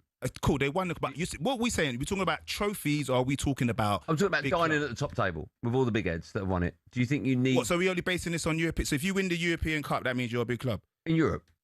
Well, are we not going off all the trophies that we've won? We haven't won that many. We've won Arsenal? Are you joking? Well, okay, take FA Cups out of it. No, forget FA Cups. Leagues. You can include it. We've won more Premier Leagues than Liverpool. I know, but I'm just saying, my question is, do you think you need to win Europe's biggest competition to be considered a big club? No, because I think we are one of the biggest clubs in the world anyway. And that'll just be a cherry on top. I don't think you're in the top 10. You what? Idiots. Are you talking about your local pub, or are you talking about the world? You're certainly not in the top 5. In the world? Yeah. No. Okay, hold on. I'll ask you questions. I would agree with that. Honestly. I would agree with that. There you go. Top 5 There in you the go. world. Real Madrid, Barca, Bayern, Man United, See Liverpool. this Real Madrid stuff. They're not the draw they used to be, bro. I'll be honest with you. Around the world, they're bigger bro. than Arsenal. Get ready to get the ultimate football fan winning feeling with talkSPORT Win. Because this summer, you and a mate could be jetting off to watch England versus Panama in New Jersey live at the FIFA World Cup 2026 with Adidas, including tickets, flights, accommodation and more. Go to talksport.com/win to enter now, and you could be soaking up the incredible atmosphere at the FIFA World Cup 2026. For the chance to win every football fan's trip of a lifetime, enter now at talksport.com/win.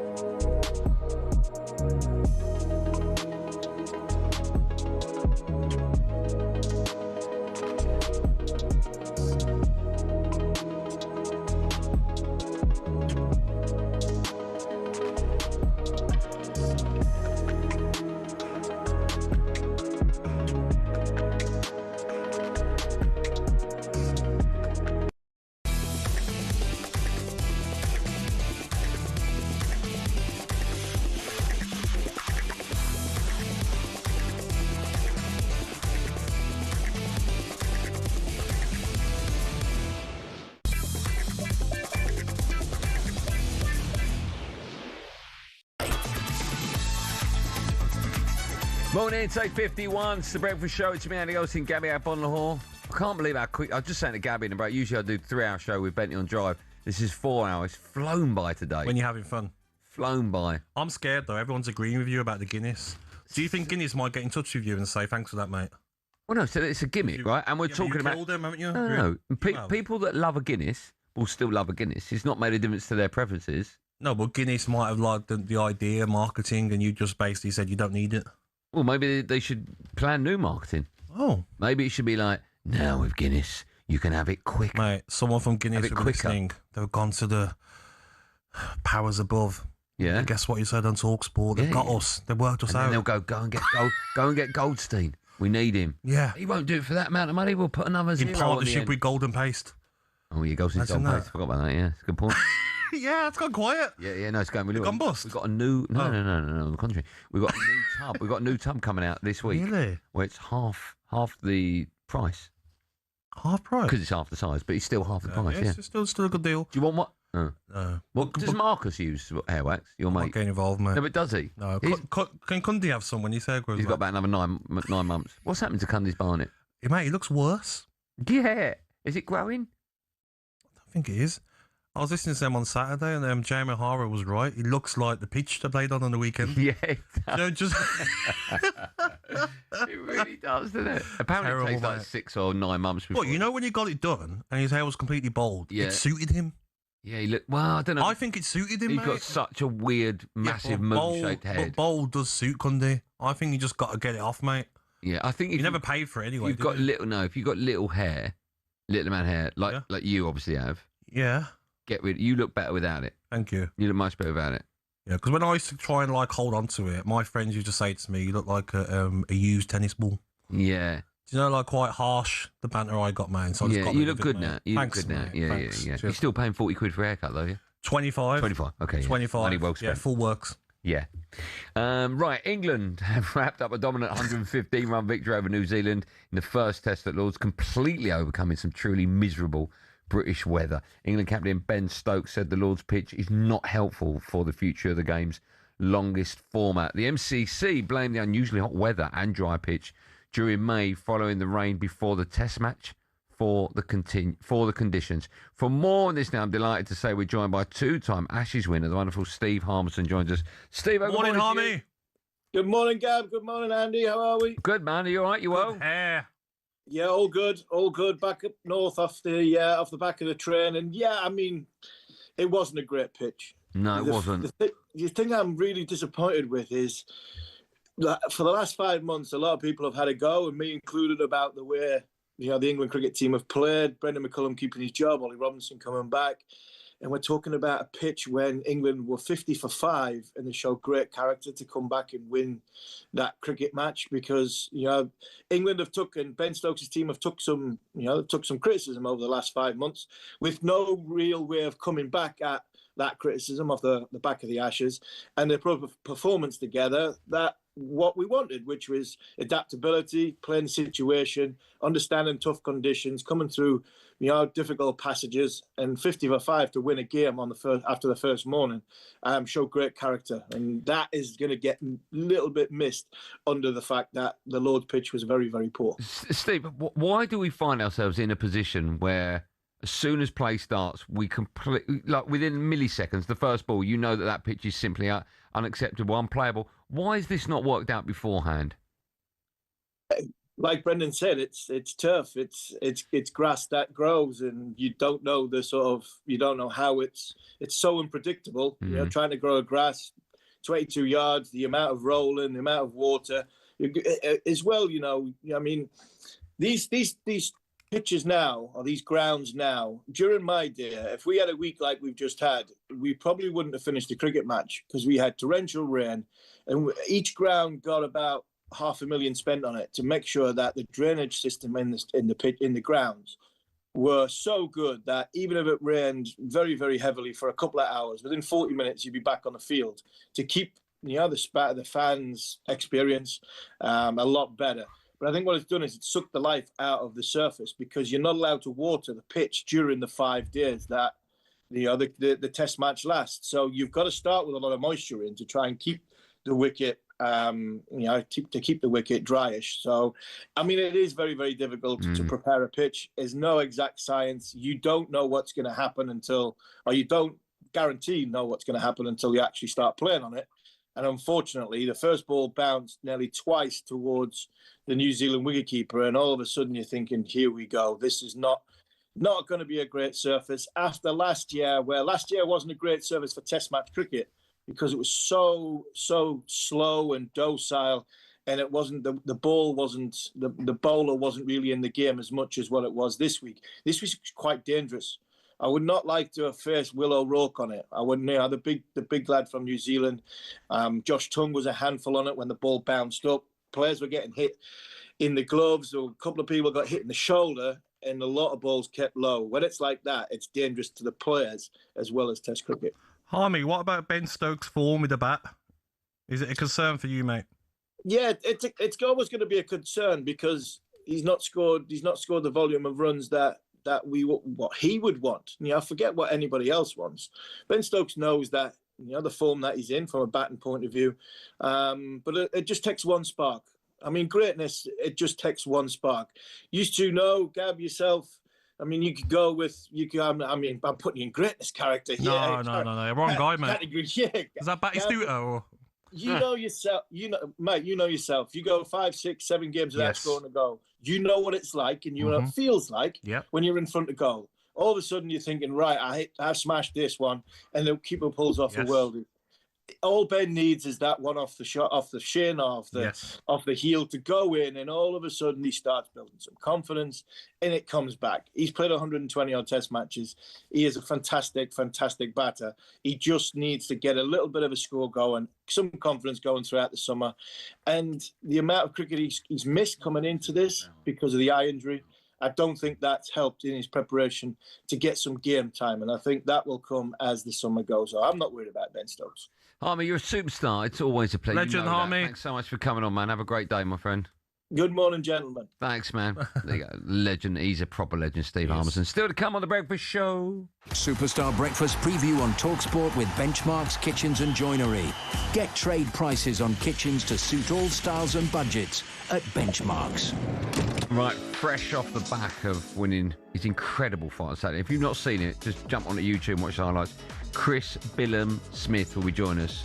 What a superstar he is. Next up, Thomas Tuchel said he can't guarantee a starting place at the World Cup for Jude Bellingham. What? Is that worrying news for the Real Madrid midfielder? We'll get Gabby's thoughts on that. And we'll get your thoughts. Let's open up the phone line. Should we do that? Yes, we shall. 03717 223344 is the number to call to have your say. Should Thomas Tuchel have more faith in Jude Bellingham? I say yes. We'll find out what Gabby says in just a moment. And you can have your say by picking up the phone and dialing in 03717 223344. If you do that, you'll be next on The Breakfast Show. It's just coming up to 9 a.m. Superstar Breakfast preview on talkSPORT with Travis Perkins. With pay-as-you-go hire from Travis Perkins, you can get straight on with the job. Available nationwide at all hire branches.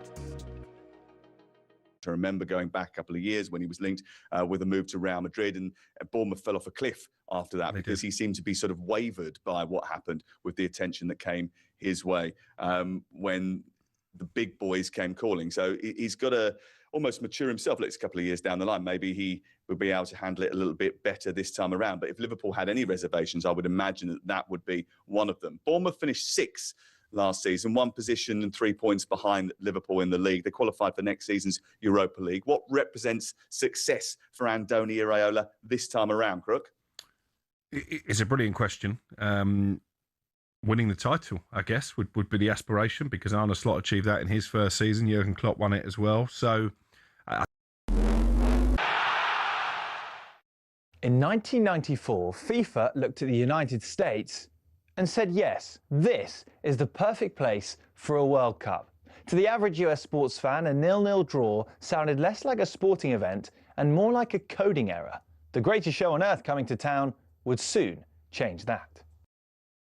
Because it was America, they didn't just host the World Cup, they supersized it. The opening ceremony was like a Super Bowl halftime show and saw Diana Ross miss a penalty from 6 yards out, wide of a goal designed to collapse as the ball hit the net. Despite the miss, the goal collapsed anyway.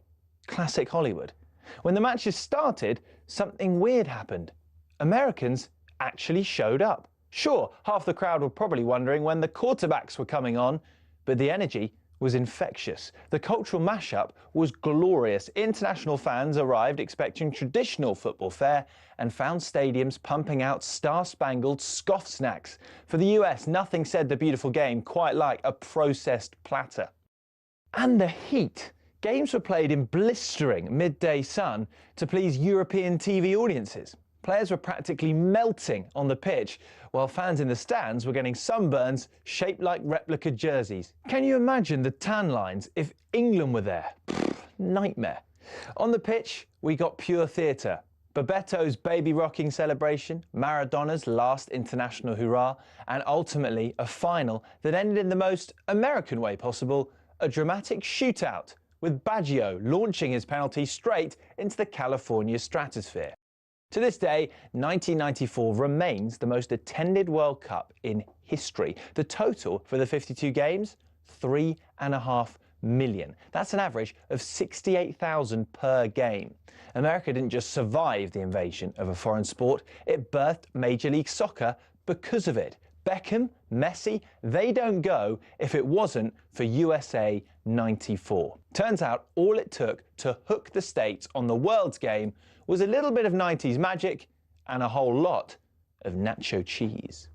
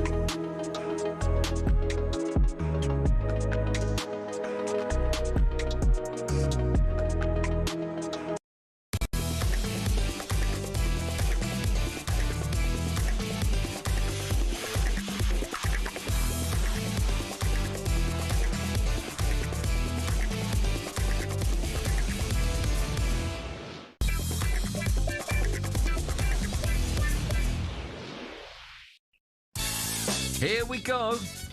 It's 9:06. This is the talkSPORT Breakfast Show. It's me, Andy Goldstein and Gabby Agbonlahor and Arnold Clark buy a used car in their upgrade event and get 2 years free servicing plus a chance to win the cost of it back in June. How about that? Less than an hour to go. You know what's great about doing this show? There's lots of many great things, right? Yeah. One of them is you go into the gallery and you see everyone sitting around doing absolutely nothing in the last hour. Nothing at all. I don't want to use the hashtag lazy, but they're just sitting there. You said it's like a student.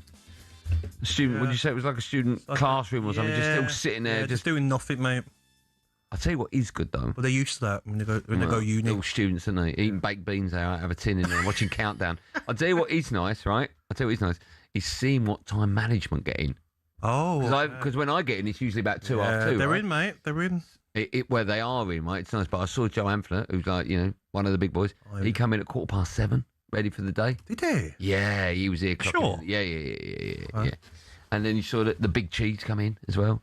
Yeah. A half hour ago. Some turn up at 10, mate. Oh, what? I'm not gonna name well, names. Management Max, right? Oh. Whenever I've done breakfast, I don't see him bowling. I've never seen him. Now, I never knew that because I come in at 2 and he's here. So I assume he gets Are you not happy with that? He goes home at 5:30. Oh. They've all gone. And he's like, oh, yeah, I didn't know he's meant to work till like 10 o'clock at night. He goes home at 5:30. Oh, and you think he should be earlier, Well, Max? skiving. Half day, half pay. You're out of order, mate. Just saying. That's your guy on Drive. I'm saying you as I just see it. threw him under the bus on live radio. Saying as I see it. After West Getting Ham earlier. got relegated as well. Poor Max.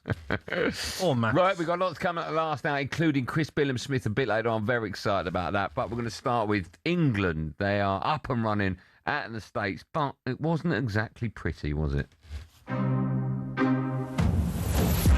The final countdown to USA 26 begins here in Florida against the lowest ranked side in the tournament. Rashford taking on the fullback and beating him, and he's stood it up towards Kane at the far post, whose header is tipped over the bar by Croker. I've got a feeling for England, if they're going to cause chaos in the New Zealand backline, putting balls in the box early from these wide areas is probably the way forward, Comes in from Spence. Kane, 1-0 England. And he scores on American soil. He's now scored for England in more different countries than any other England player in history. That's why you play Harry Kane in these games, Here comes the corner, flicked up high in the air by O'Reilly, headed towards goal and off the outside of the post. England have left unscathed without ever really catching the eye. But I think Thomas Tuchel will constitute that is a job well done. Yeah, so Thomas Tuchel used the warm-up game against New Zealand as an opportunity to field 2 completely different lineups in each half. A lot, actually, has been made of Jude Bellingham and his role in this World Cup. Many thought Thomas Tuchel would give him the captain's armband in the second half, and that meant he's back in favour. However, he's actually facing a fight to make the starting 11. After I mean, I'd be stunned, but Thomas Tuchel said this after the game about Bellingham. He's one of the starters. He knows he's one of the starters, but we have 14 or 15 potential starters. Yeah. These roles can always change, but at the moment, I think there are like 14 or 15 prepper starters, and Judy's one of them. Would he say that about Harry Kane? Yeah, but I think he's right, though. Everyone's looking for a story here. Bellingham's not going to start. So what? Bellingham has got experience. Already played in 3 tournaments. This is his 4th tournament. 3 goals, 2 assists in major tournaments. He's got the experience. But if he doesn't start, so what? It's not a big deal. Morgan Rogers has been in outstanding form for Aston Villa. And I'm sure by the end of the tournament, whenever England go out, if they win it, Jude Bellingham would have played a big role. But if he does start, he knows he's got to be at it.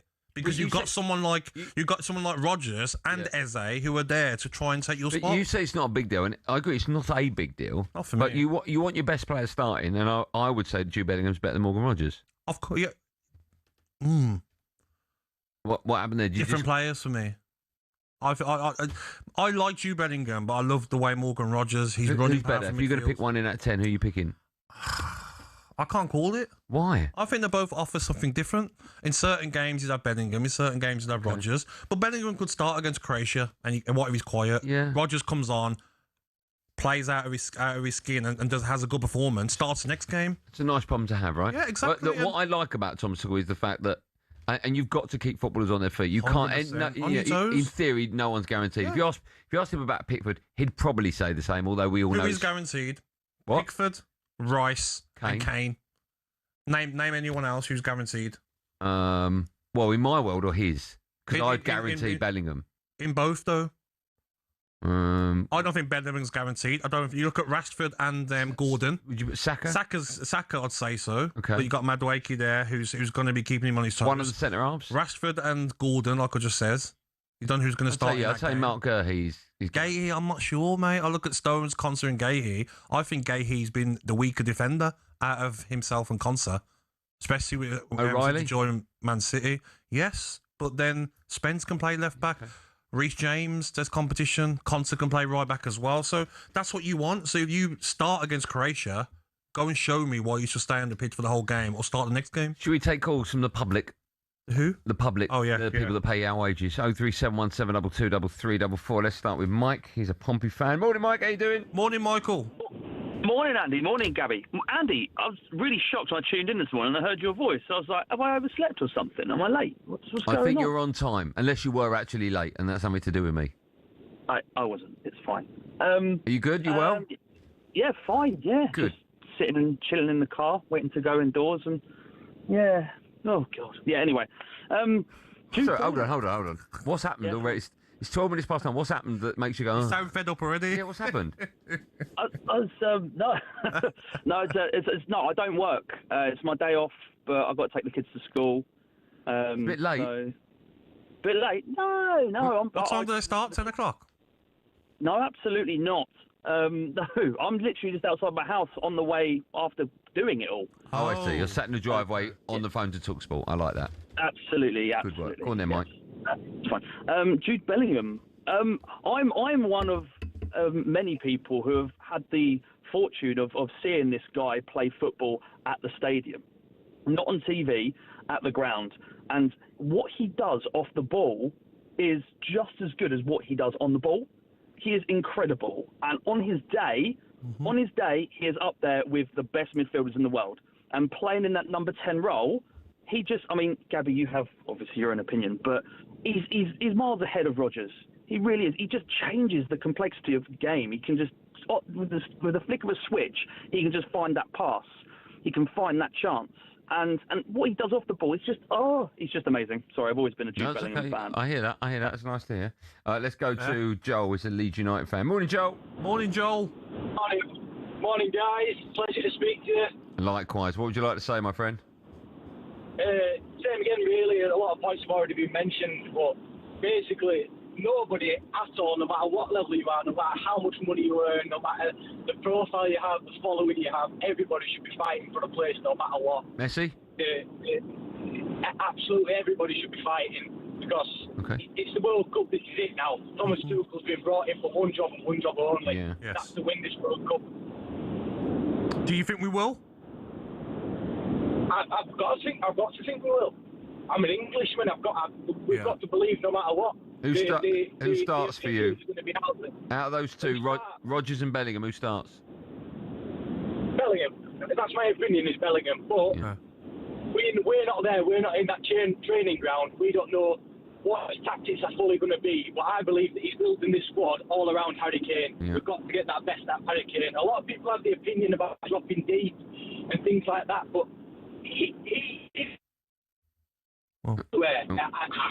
hate when people really don't like the Harry Kane dropping back and things like that, because we've just got to trust in them. Every single one of them is believing. Yeah, but Joel, I agree though. But at times in the last tournament, Harry Kane was ridiculously deep, wasn't he?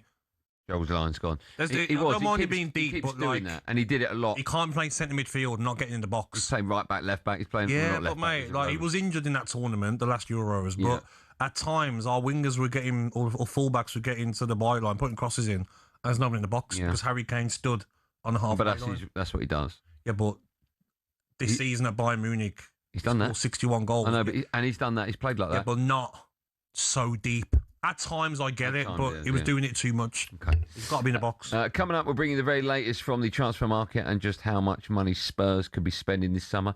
And Chris Billam-Smith, fresh from his victory at the weekend, will also join us. A busy last 44 minutes. It's 9:16. You're listening to The Breakfast Show on talkSPORT.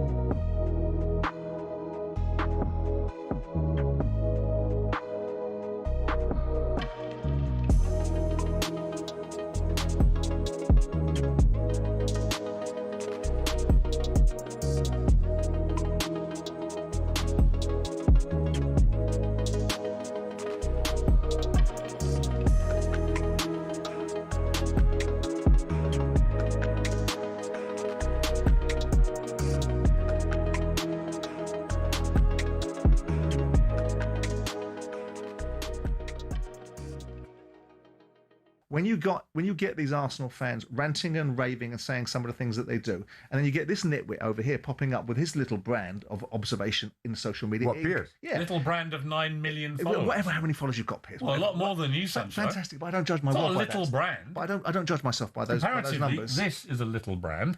My YouTube channel has 4.5 million subscribers. I'm delighted. I have 9 million followers on X. So when I say something to 9 million I'm delighted. people, I'm saying it to a lot more millions than you. I'm delighted. No, but it's not a little brand. I'm not a little nitwit. No, I'm delighted. You may not like what I say. I'm delighted. But the platform I have is infinitesimally bigger than yours. I'm delighted. You've pivoted into the digital world and hung on by your fingertips, right? But the bottom line is I'm looking at the content. I'm looking at the content, and you're asking me why. Yes. People are reacting negatively to what's being said. So I floated the idea without a great deal of commitment to it that silly comments that are antagonistic made by nitwits like him with big audiences. What silly comment? Is that better? Well, give me a silly Well, comment. I don't study your feed, but every now and again give me one example. You pop up with observations give about me one Arsenal that's silly. inflammatory. I don't know. I can look for it in a second. Exactly. You can't think of one. You just said it. Every now and you again. just literally said that. And you can't tell me a single thing I've said which is silly. I see you make an observation. Give me one. Well, I'll find one in a second. You can't, can you? Because I don't You've write them literally down. just made that up. Because I don't write them down. You've made that up. Right. You just said, he says all these silly things. When I've said name one silly thing, No, there's lots you of them. can't name I can one. probably- Not one. Hello, I'm Matt Forden from talkSPORT. This is How to Win the World Cup. This is the best squad I think England have ever had.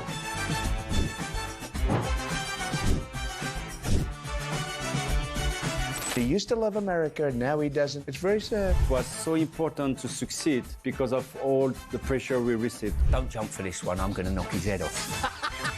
Warning, this podcast does not guarantee England will actually win anything.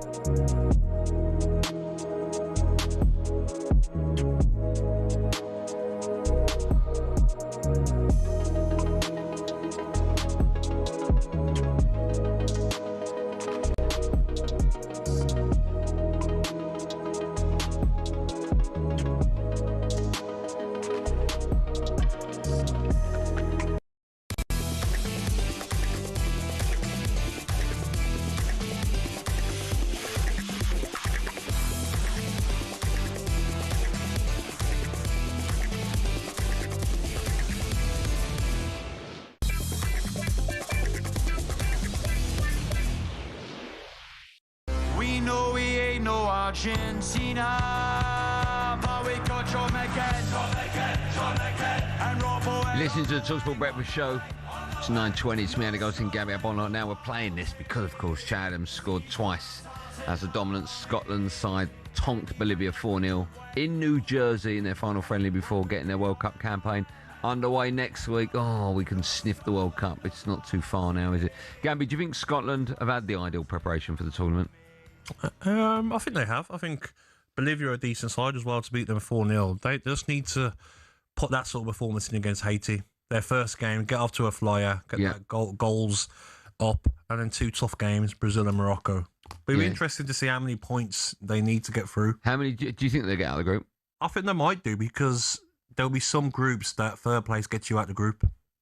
Okay, so you don't think they'll get top two? No, I don't. Morocco are a very good side. Yeah. I think they'll lose to Brazil and Morocco. But if they can thrash Haiti, they should be looking at 4-5-0. They're a poor team, Haiti, mate. Okay. What I couldn't believe listening to the game on the weekend was that New Zealand are the lowest ranked team. That surprises me.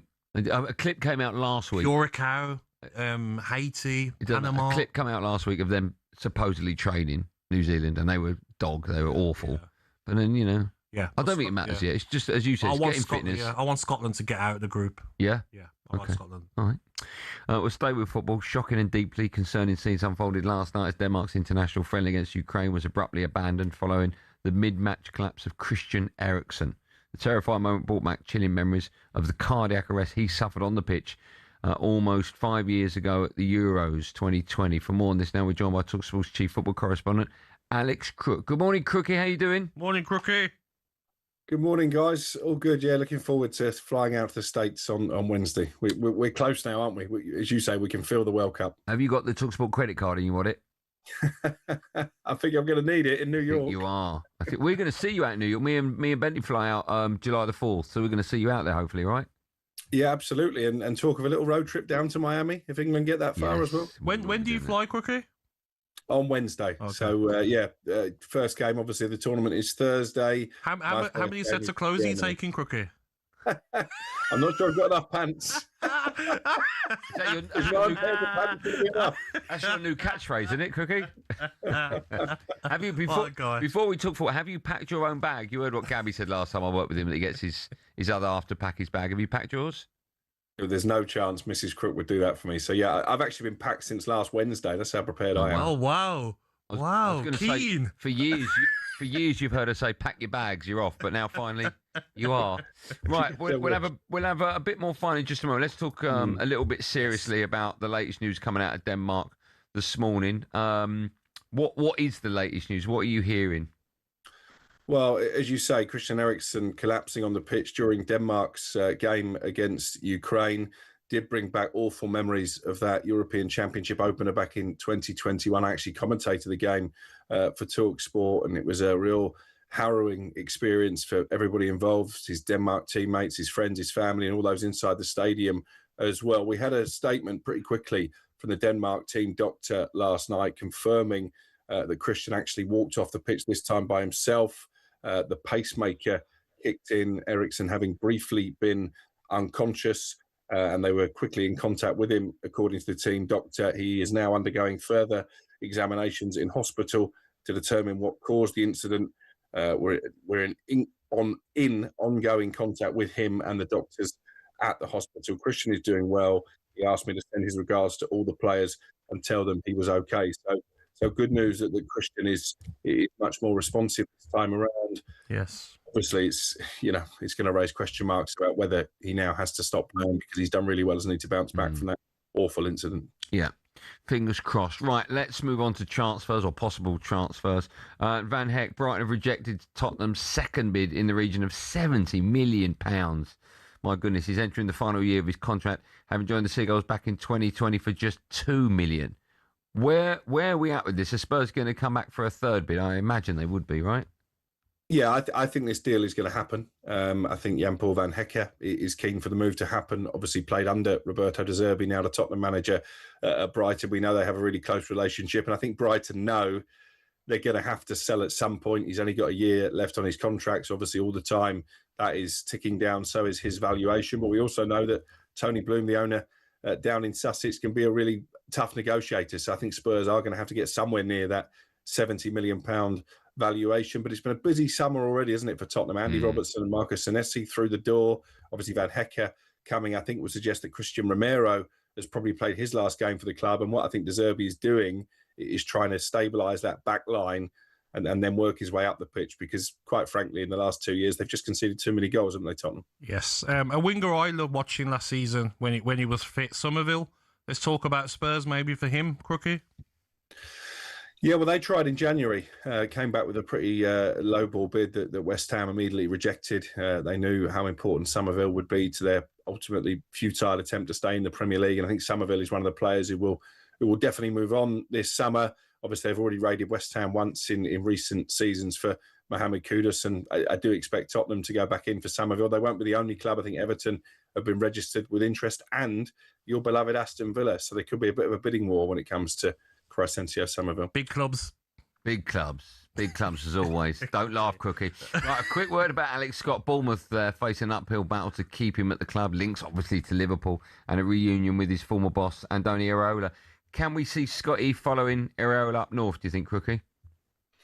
I think he'd be a good fit. I think if you look at one of the many reasons that Liverpool couldn't defend their title this season, I think that the midfield was a real issue. Alexis McAllister and Ryan Gravenberch in particular didn't really hit the heights they did the previous campaign. Actually, before Arne Slot's first season, they were looking to bring in a number 6, Liverpool, and then sort of stumbled upon Gravenberch in that role by default, but it's not really his preferred position.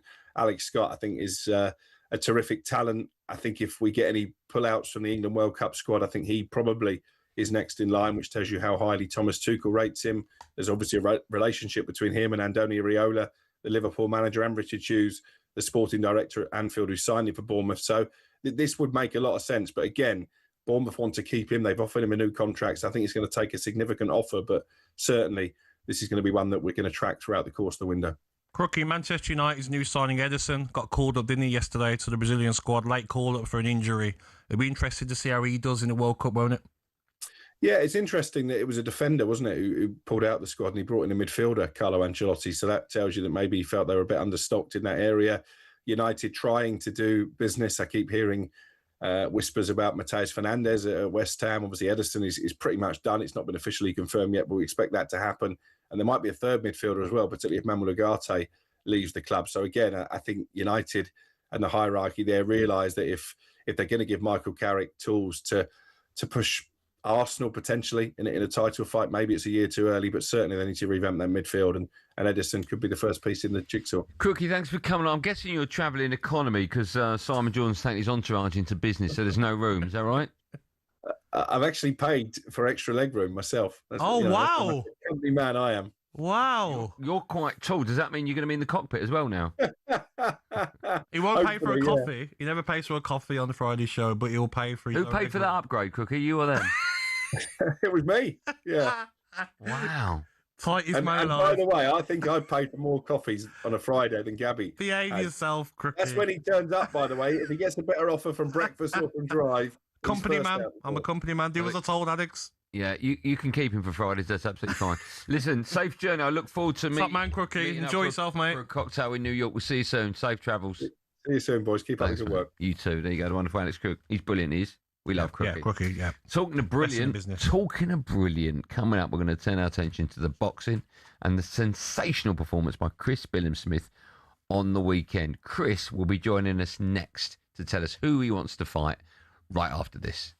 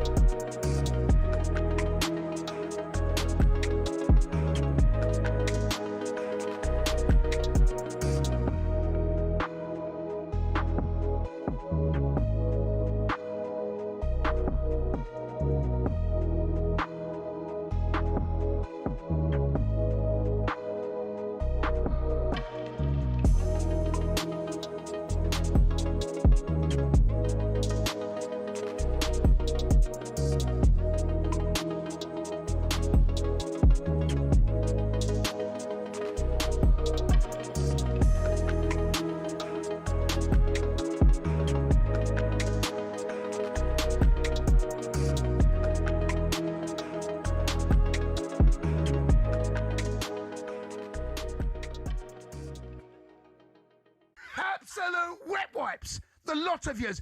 Absolute wet wipes. Wow. Oh, he wore a PSG tie. Oh, he jumped around. Do you know what? If it happened again tomorrow, I would do it again tomorrow. Wow. Up the Chelsea. Here we go. There she There she is. Look at that. Wow. Look at that bad boy. He took it too far, Dino. He took it too far. He took it too far. Up the PSG. Up the PSG. Up the Champions League. Up the Chelsea. Oh, Cundy, you legend. We absolutely love you. Everyone loves you. Sports Bar loves you. The people love you. The Arsenal fans hate you. But who cares? Who cares? You've done it for everyone. Apart from that Chelsea lot. Apart from that Arsenal lot. Eh? Up the Champions League. And Arsenal absolutely bottled it. They bottled it. When you think about some of the stadiums that have hosted games in the World Cup, sometimes it's hard not to be completely overawed. But what's the biggest? One thing we have to be clear about is that older stadiums will have had higher capacities when it was standing only. A good example of this is the old Wembley. For the final in '66, the capacity was 125,000. But that was later reduced to 100 when it was converted into an all-seater in 1990. Another example is this, Mexico City's Estadio Azteca. Back in '86, it's estimated around 115,000 people watched Argentina beat West Germany to win their second World Cup. Essential modernisation so it could be used in the 2026 tournament reduced it to 83,000. You can't talk about old stadiums with high capacities without mentioning Brazil's Maracanã. Some say the jewel in football's crown. In the 2014 World Cup, its capacity stood at just under 79,000. But back in 1950, well, it wasn't official, but estimates believe 210,000 people came to this place for a winner-takes-all match between Brazil and Uruguay.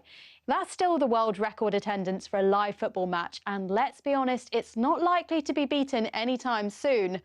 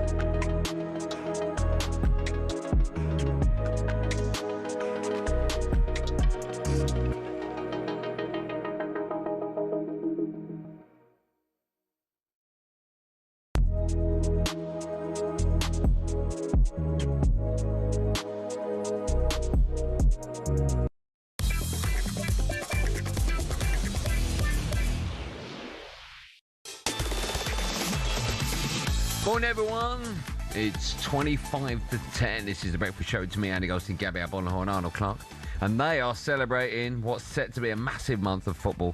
And you could be a huge winner in their June upgrade event. All this month, not only will you get 2 years free servicing when you buy a used car with Arnold Clark, but each week in June, they'll also be selecting one lucky person to win the cost of their car back.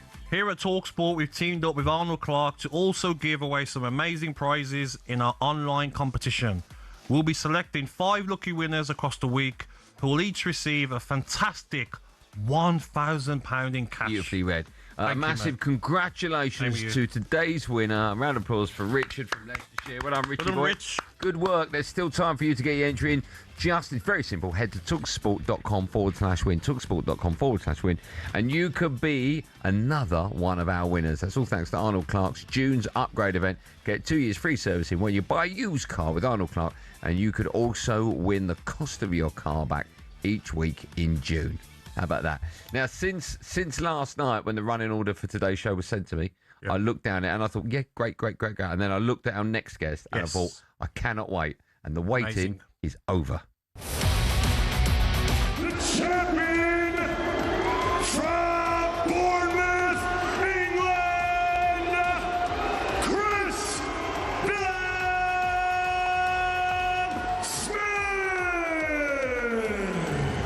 He's got an absolute crazy right hand. If he catches you with it, he'll take your head clean off. I'm excited to make a statement and try and steal the show, you know. I tell you what, Bilham Smith just growing in confidence here. You can see him, he's getting off with his shots and he's just starting to grow in confidence here. Just starting to pull away in this round. Best round so far from Chris Bilham Smith. Phenomenal feeling. It's weird that it feels like I knew I'd feel like this, if that makes sense. It doesn't feel like the Lawrence fight where it felt like a dream that had been achieved, but I just knew that I could do, and yeah, so proud I did it. It was was an unbelievable fight to watch. I'm guessing a horrible one to be part of. Yes, hometown hero Chris Billam-Smith marked Zuffa Boxing's blockbuster UK debut at Bournemouth with a grueling 7th round victory, a TKO victory over Ryan Mazicki. I'm delighted to say that he joins us now. Christopher, good morning to you. Morning, Chris. Well done, mate. Thank you, gents. Thanks for having me. Hope you're all good. I was expecting you to be really bruised and battered. I mean, there's a couple of cuts and a couple of bits of bruising under the eye, but other than that, you look fine. How is the body today? Yeah, not too bad. The face is obviously a little marked up, but there's lots of marks around my shoulders, which are pretty bruised, and sort of the arms and stuff. He was throwing so many shots, but a lot of them were blocked. But yeah, I'm not too bad. Aching probably a bit more from the wrestling with my 4-year-old last night. He wanted to still wrestle, so got to keep working on that. Mm-hmm. Chris, it was a great fight to watch for a neutral. I felt at times Mazicki was throwing his head onto a little bit of dirty play from him at times. But was you shocked at how little defence he had during the fight? No, I mean, I've watched him, and he's shown that toughness before. For him, it's the biggest stage he's been on in terms of he's travelled abroad. It's Sky Sports, and it's the first time he's had to do it on such a huge platform, with obviously Zuffa back in it, and a lot of talk around the show with it being their first UK show. And then you've got the atmosphere of the BIC as well, which is a massive influence, and really the energy in there is unbelievable. So it kind of expected him to come out and throw, and I've seen him take shot after shot after shot. And I mean, as we saw the other night, he can take a shot and rely on it a little bit too much. But yeah, it was he didn't stop throwing, regardless of how many shots he was getting hit with. Chris, you threw an uppercut. I think it was in round 3. And you caught him, and watching it at home, I was like, and then you could hear everyone's reaction to like that, and he literally didn't move, and you kept throwing him, and they kept landing, but they didn't knock him out or knock him down. When you're fighting someone like that, do you start thinking, what do I have to do to win this fight? No, we knew I could hurt him. It's not going too gung ho in that moment. You can empty the tank and think, oh, this is it. But we've seen how good he is at taking shots. Once I knew I could hurt him in that 3rd round, hit him with that shot. It's just about being patient and knowing I'll hurt him again. He'll gradually get slower and slower. And I think I'll be able to take him out. I mean, obviously wasn't able to take him out in his corner. Did the job in the end. But I knew I'd keep finding shots that could hurt him for sure. Chris, it was a fantastic performance, but the whole card for me was a real good one for Zuffa's first card in the UK. I want to ask you, what did Dana say to you after the fight? Because he must have been really impressed, especially your fight, pal.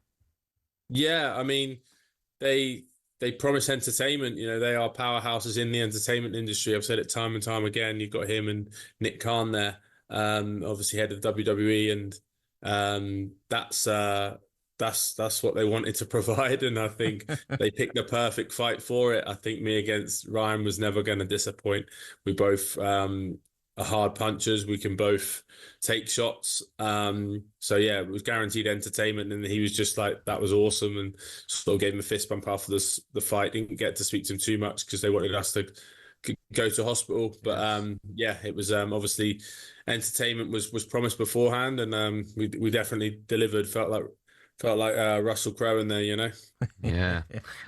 Listen, usually when a boxer wins a fight, the microphone's stuck under his face. And he's like, who do you want next? Who do you want next? For my money, it has to be a world title showdown with the division's, I suppose, kingpin, Jai Pataya. Where are we at with that? Is that the fight you want next? Yeah, for sure. That's a fight I want. If it's not next, it's got to be the one after. I know there's been talk of Jai talking about other fights. So I'm not entirely sure what yet. I've got a little break planned, a little holiday, bit of rest. But on that holiday, is my S&C team are out there running a little training camp for some footballers. So I'll be out there training with them anyway. So I'm going to be staying in shape and ready for whatever's next. And if that's Jai Pataya, then fantastic. We know how good Opetaia is, Chris, but we also know how good you are, mate. How do you beat him? Land. I think if I can land any shots that I was landing the other night, it's not as easy to land on Jai Opetaia as it is on Ryan. I know Ryan won't mind me saying that, but I know I can hurt him. There's plenty of ways to find those shots, and it's something that me and Shane will figure out more. But we've spoke about it before about certain shots and whatnot. But I believe I can stop Jai Opetaia. Just a quick word about the atmosphere there on telly. It sounded like it was absolutely booming. What was it like for you there in person? Yeah, it's guaranteed atmosphere there. But since the first show we did, it was amazing. I'm just so lucky to have the support of this town. We're so lucky to have a venue which creates this gladiatorial feel to it, and you pair those two together with a fight like the other night, and you're guaranteed to have a phenomenal atmosphere, and that place and in Bournemouth with those fans always guarantees it.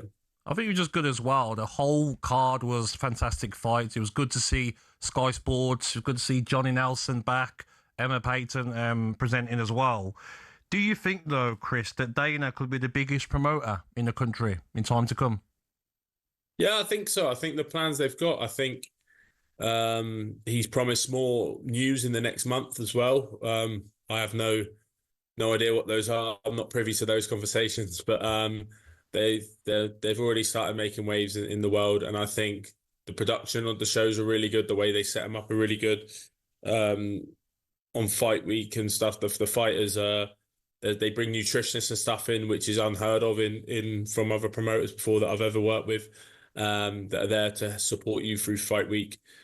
So yeah, it was. I think they've got big plans, and I can't see, like I said before, with the figureheads you've got there under that group of that TKO group of UFC, WWE, and Zuffa. It's they're all huge companies which understand the industry, and I think they'll find their feet, and there's no reason why they can't become the biggest promoters in boxing.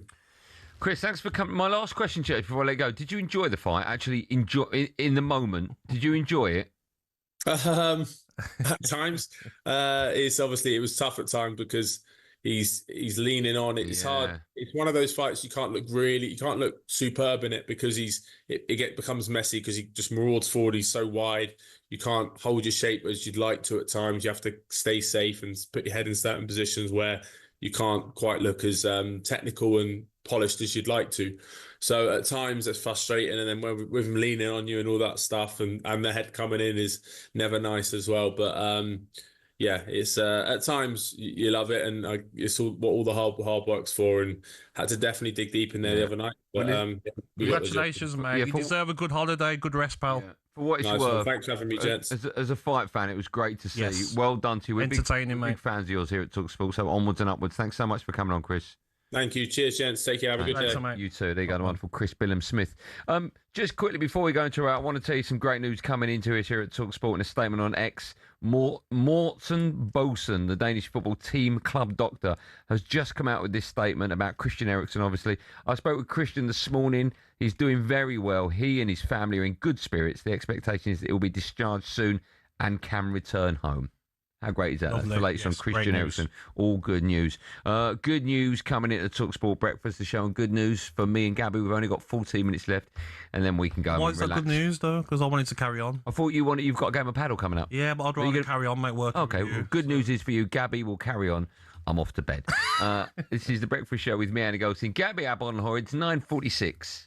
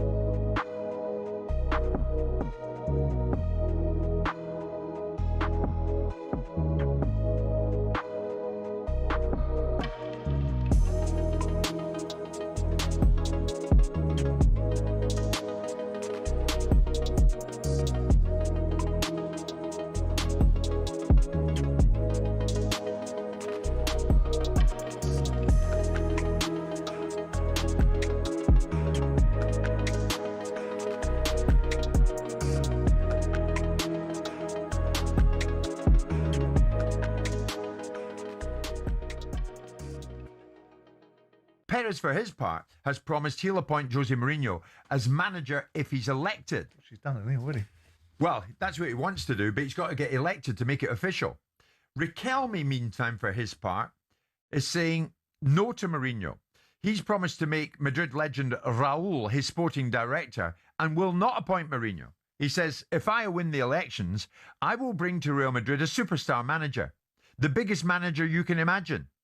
Jose Mourinho is not that manager. He promised also, and this is where it gets interesting, to sign Manchester City midfielder Rodri, as well as Erling Haaland, and then held up a Madrid shirt with Haaland's name on the back of it. And one would think that Manchester City are none too happy about that. Is it arrogant in a presidential race like this for one of the hopefuls to promise something that he doesn't really know if he can deliver? Hello, I'm Matt Forden from talkSPORT. This is How to Win the World Cup. This is the best squad I think England have ever had.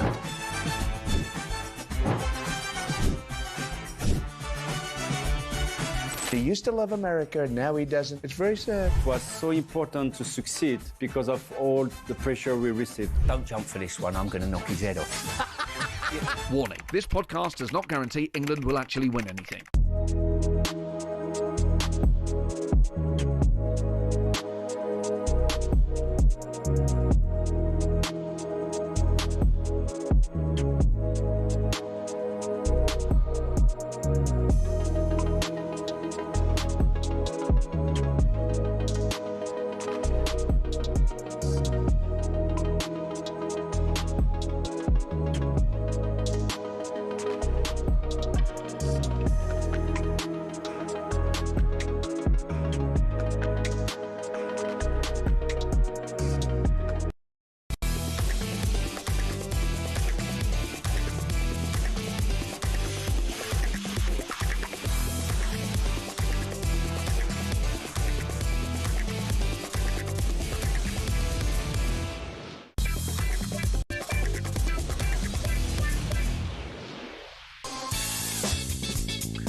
Morning, everyone. It's 9:51. It's the Breakfast Show on talkSPORT. It's me, Andy Goldstein, the ledge that is Gabby Agbonlahor alongside me. Now, if you're listening to us at the top of the show, we were here at 6. If you were here, well done to you. You would have heard me talk about the fact that dozens of Scotland fans who completed their electronic system for travel authorisation say their application status changed this week from approved to travel not authorised. Very bizarre. It could prevent them from attending the World Cup. Now, Kenny Smith, is that his real name?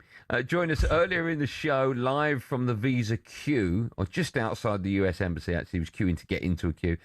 He's now got his answer, so he's gone in. This was around about 6:15. So where are we now? 3 hours there or thereabouts later, and he joins us now to tell us how he got on. Kenny, hello, can you hear us? Morning, Kenny, mate. Yeah, I can hear you, boys. Yeah, I'm absolutely gobsmacked at how badly this has gone from day one to today. Okay. Bear in mind, it's absolutely hammering down rain here in London. I've got to try and get cover. But long story short, I've spent around £500, including my £145 visa application, to get here today to be told, oh no, sorry, you're going to have to go and get an ACPO police check and a safe register check. Now, I'm a guy who's not had a blemish on my criminal record. I work in the fire and security industry, subject to constant disclosures. I'm absolutely gobsmacked. Now, let's reverse back to November. I travelled to New York on that ESTA. So how come I need to get a security check now when I've been to America, not caused any trouble, and it's been revoked on Wednesday? This is absolutely farcical. Kenny, when they told you this decision, obviously you would have said why, and what did they say? Every process I've asked the question, nobody can give an answer. Now, I thought, and having spoken to folk, because I play in a band, Torridon, up in Scotland, they looked at my profile and thought, this guy's travelling, he's a musician, he's not got a working visa, he's not getting in an ESTA. But, or maybe they were just scared we were going to take over the charts, I don't know. But turns out, we don't know yet. Even the guy on the desk asking me for a security check says, I can't tell you why it's been declined. So, goodness knows, I have no idea. Kenny, you said your flight's on Thursday. I mean, what do you do now, mate? Don't know, pal. I've got to go and find out what it's going to take to get these 2 certificates. Right now, I don't know. I'm going to have to get onto the internet, see what process that is, how quickly I can get it. Then I need to speak to the embassy again. Can I get in front of them? I really think it's done. I've waited 28 years to get to a World Cup, and absolute rubbish bureaucracy is stopping it. Absolute rubbish. Kenny, just remind us how much you've spent on flights, on accommodation out there, tickets. How much it costing you so far? Yeah, absolutely. It's well over 10 grand and not far away from 20. It's and I'll be honest with you, I've looked at insurance, and all the insurance companies say it's up to you to get your visa. It's up to you to get your ESTA in place. It's, that's fine. It was in place. Goodness sake. Kenny, the visa they've now asked you to get, is it physically impossible for you to get that approved in the next 3 or 4 days? It's looking that way. I really don't know. I mean, I asked my local MP and John Swinney on Friday to help me out here, and I don't know if they can do anything. I don't know if anyone can help, but right now it's not looking good. Sorry, mate. Well, I don't really know what to say. Will you keep us up to date with what's happening? There will be someone listening to this, Kenny, who will have hopefully an answer, or at least be able to help you. If they phone into us here at talkSPORT 03717223334, we'll connect you to each other, and hopefully we'll get you through this problem. It is disgusting. Yeah, I mean, that would be amazing if it happens. But right now, the heart's been ripped out of me. Yeah, I can only imagine. Sorry, mate. Kenny, listen. With fingers crossed, there'll be someone listening. There always is, right? There are always so many people. talkSPORT got such a huge reach that there'll be someone listening that can help you. So, fingers crossed. At some stage today, someone at talkSPORT will phone you up with a name and a number, and then we'll get moving on this. Absolutely amazing, guys. Thanks for your support. Good luck, mate. Good luck, pal. Good pack. I mean, they do make it difficult, though. Oh my goodness! Even when you get there, I've been to America so many times, mate. You get there, passport control, customs, and the questions they ask you. I remember my first time to Vegas. Yeah. And they're looking at me like, "What are you doing here?" And I'm like, "You were 14, weren't you?" I'm like, "I'm coming to party." That was when you got. Where was this at? Las Vegas, when you're in Vegas, when you arrive, customs, and the questions they ask you, and I'm like, I'm coming to party. Where you staying? Bellagio. How long here for? Wait, and it's just like, whoa, Bellagio, eh? Yeah. Oh, but they make you feel uncomfortable. Where you start feeling nervous, like you've done something wrong and you shouldn't be coming in. And you're like, well, when I went, no criminal record, I'm fine. I promise you, I'm just coming to party. I went out to where was it? I can't remember when I went last year for the US Open, the 9-ball pool. Yeah. And I was waiting for my luggage, and then I went, like you, and I walked down this corridor, something like Men in Black, where it was just a white spotless corridor. I had to follow this copper, and I had to sit in this waiting room, and I sat there. There was someone else I recognised, and I went, how long have you been? And the guy was like, oh, no talking. I swear to you, this is true, right? And I waited about 45 minutes. They called my name. I went up there. He looked at me about 5 times, looked at my passport, handed it back to me, and off you go. Hey, it happens. And I wanted to say, what was that for? But I thought, get out of there. It happened to me 3 times in a row. Yeah. When I got to Vegas, I had to go in another room, and I'm like asking people why, and they're probably like, maybe it's your surname. Weird stuff like that, mate. I don't know why. And exactly the same as you. You sat there, they call you up, and they're like, I don't see what the problem is. Yeah. All right, thanks for pausing my holiday by an hour for no reason. No good. So I think there's going to be a lot of issues for a lot of we hope. If anyone is listening that can help Kenny, or even give him a pointer in the right direction, as I say, phone up and we'll put you in contact with each other. 03717 2233. Buy his flight off him. What? You can buy the flight. You can buy that really cheap now, can't you? That's it. We're done. Good show. High five. High five, my friend. Well done to you. Pleasure. Well done, more importantly, to you for listening. Thank you for that. There's loads more to come on The Breakfast Show tomorrow with me, Goldstein, and him, Agbonlahor. Big Johnny and Johnny Fisher will be right as 2 people will be with us in the studio. Big Bosh. Premier League wind-up merchant Neil Malpay will also be on the show discussing France's chances at the World Cup. And Gabby will be clearing up. And we'll be bringing you plenty more World Cup build-up, including our favourite memories from sport's greatest tournament. Have a wonderful day. Make sure you stay safe. It's White and Jordan coming your way next. Stay with talkSPORT. Have a great day, everyone.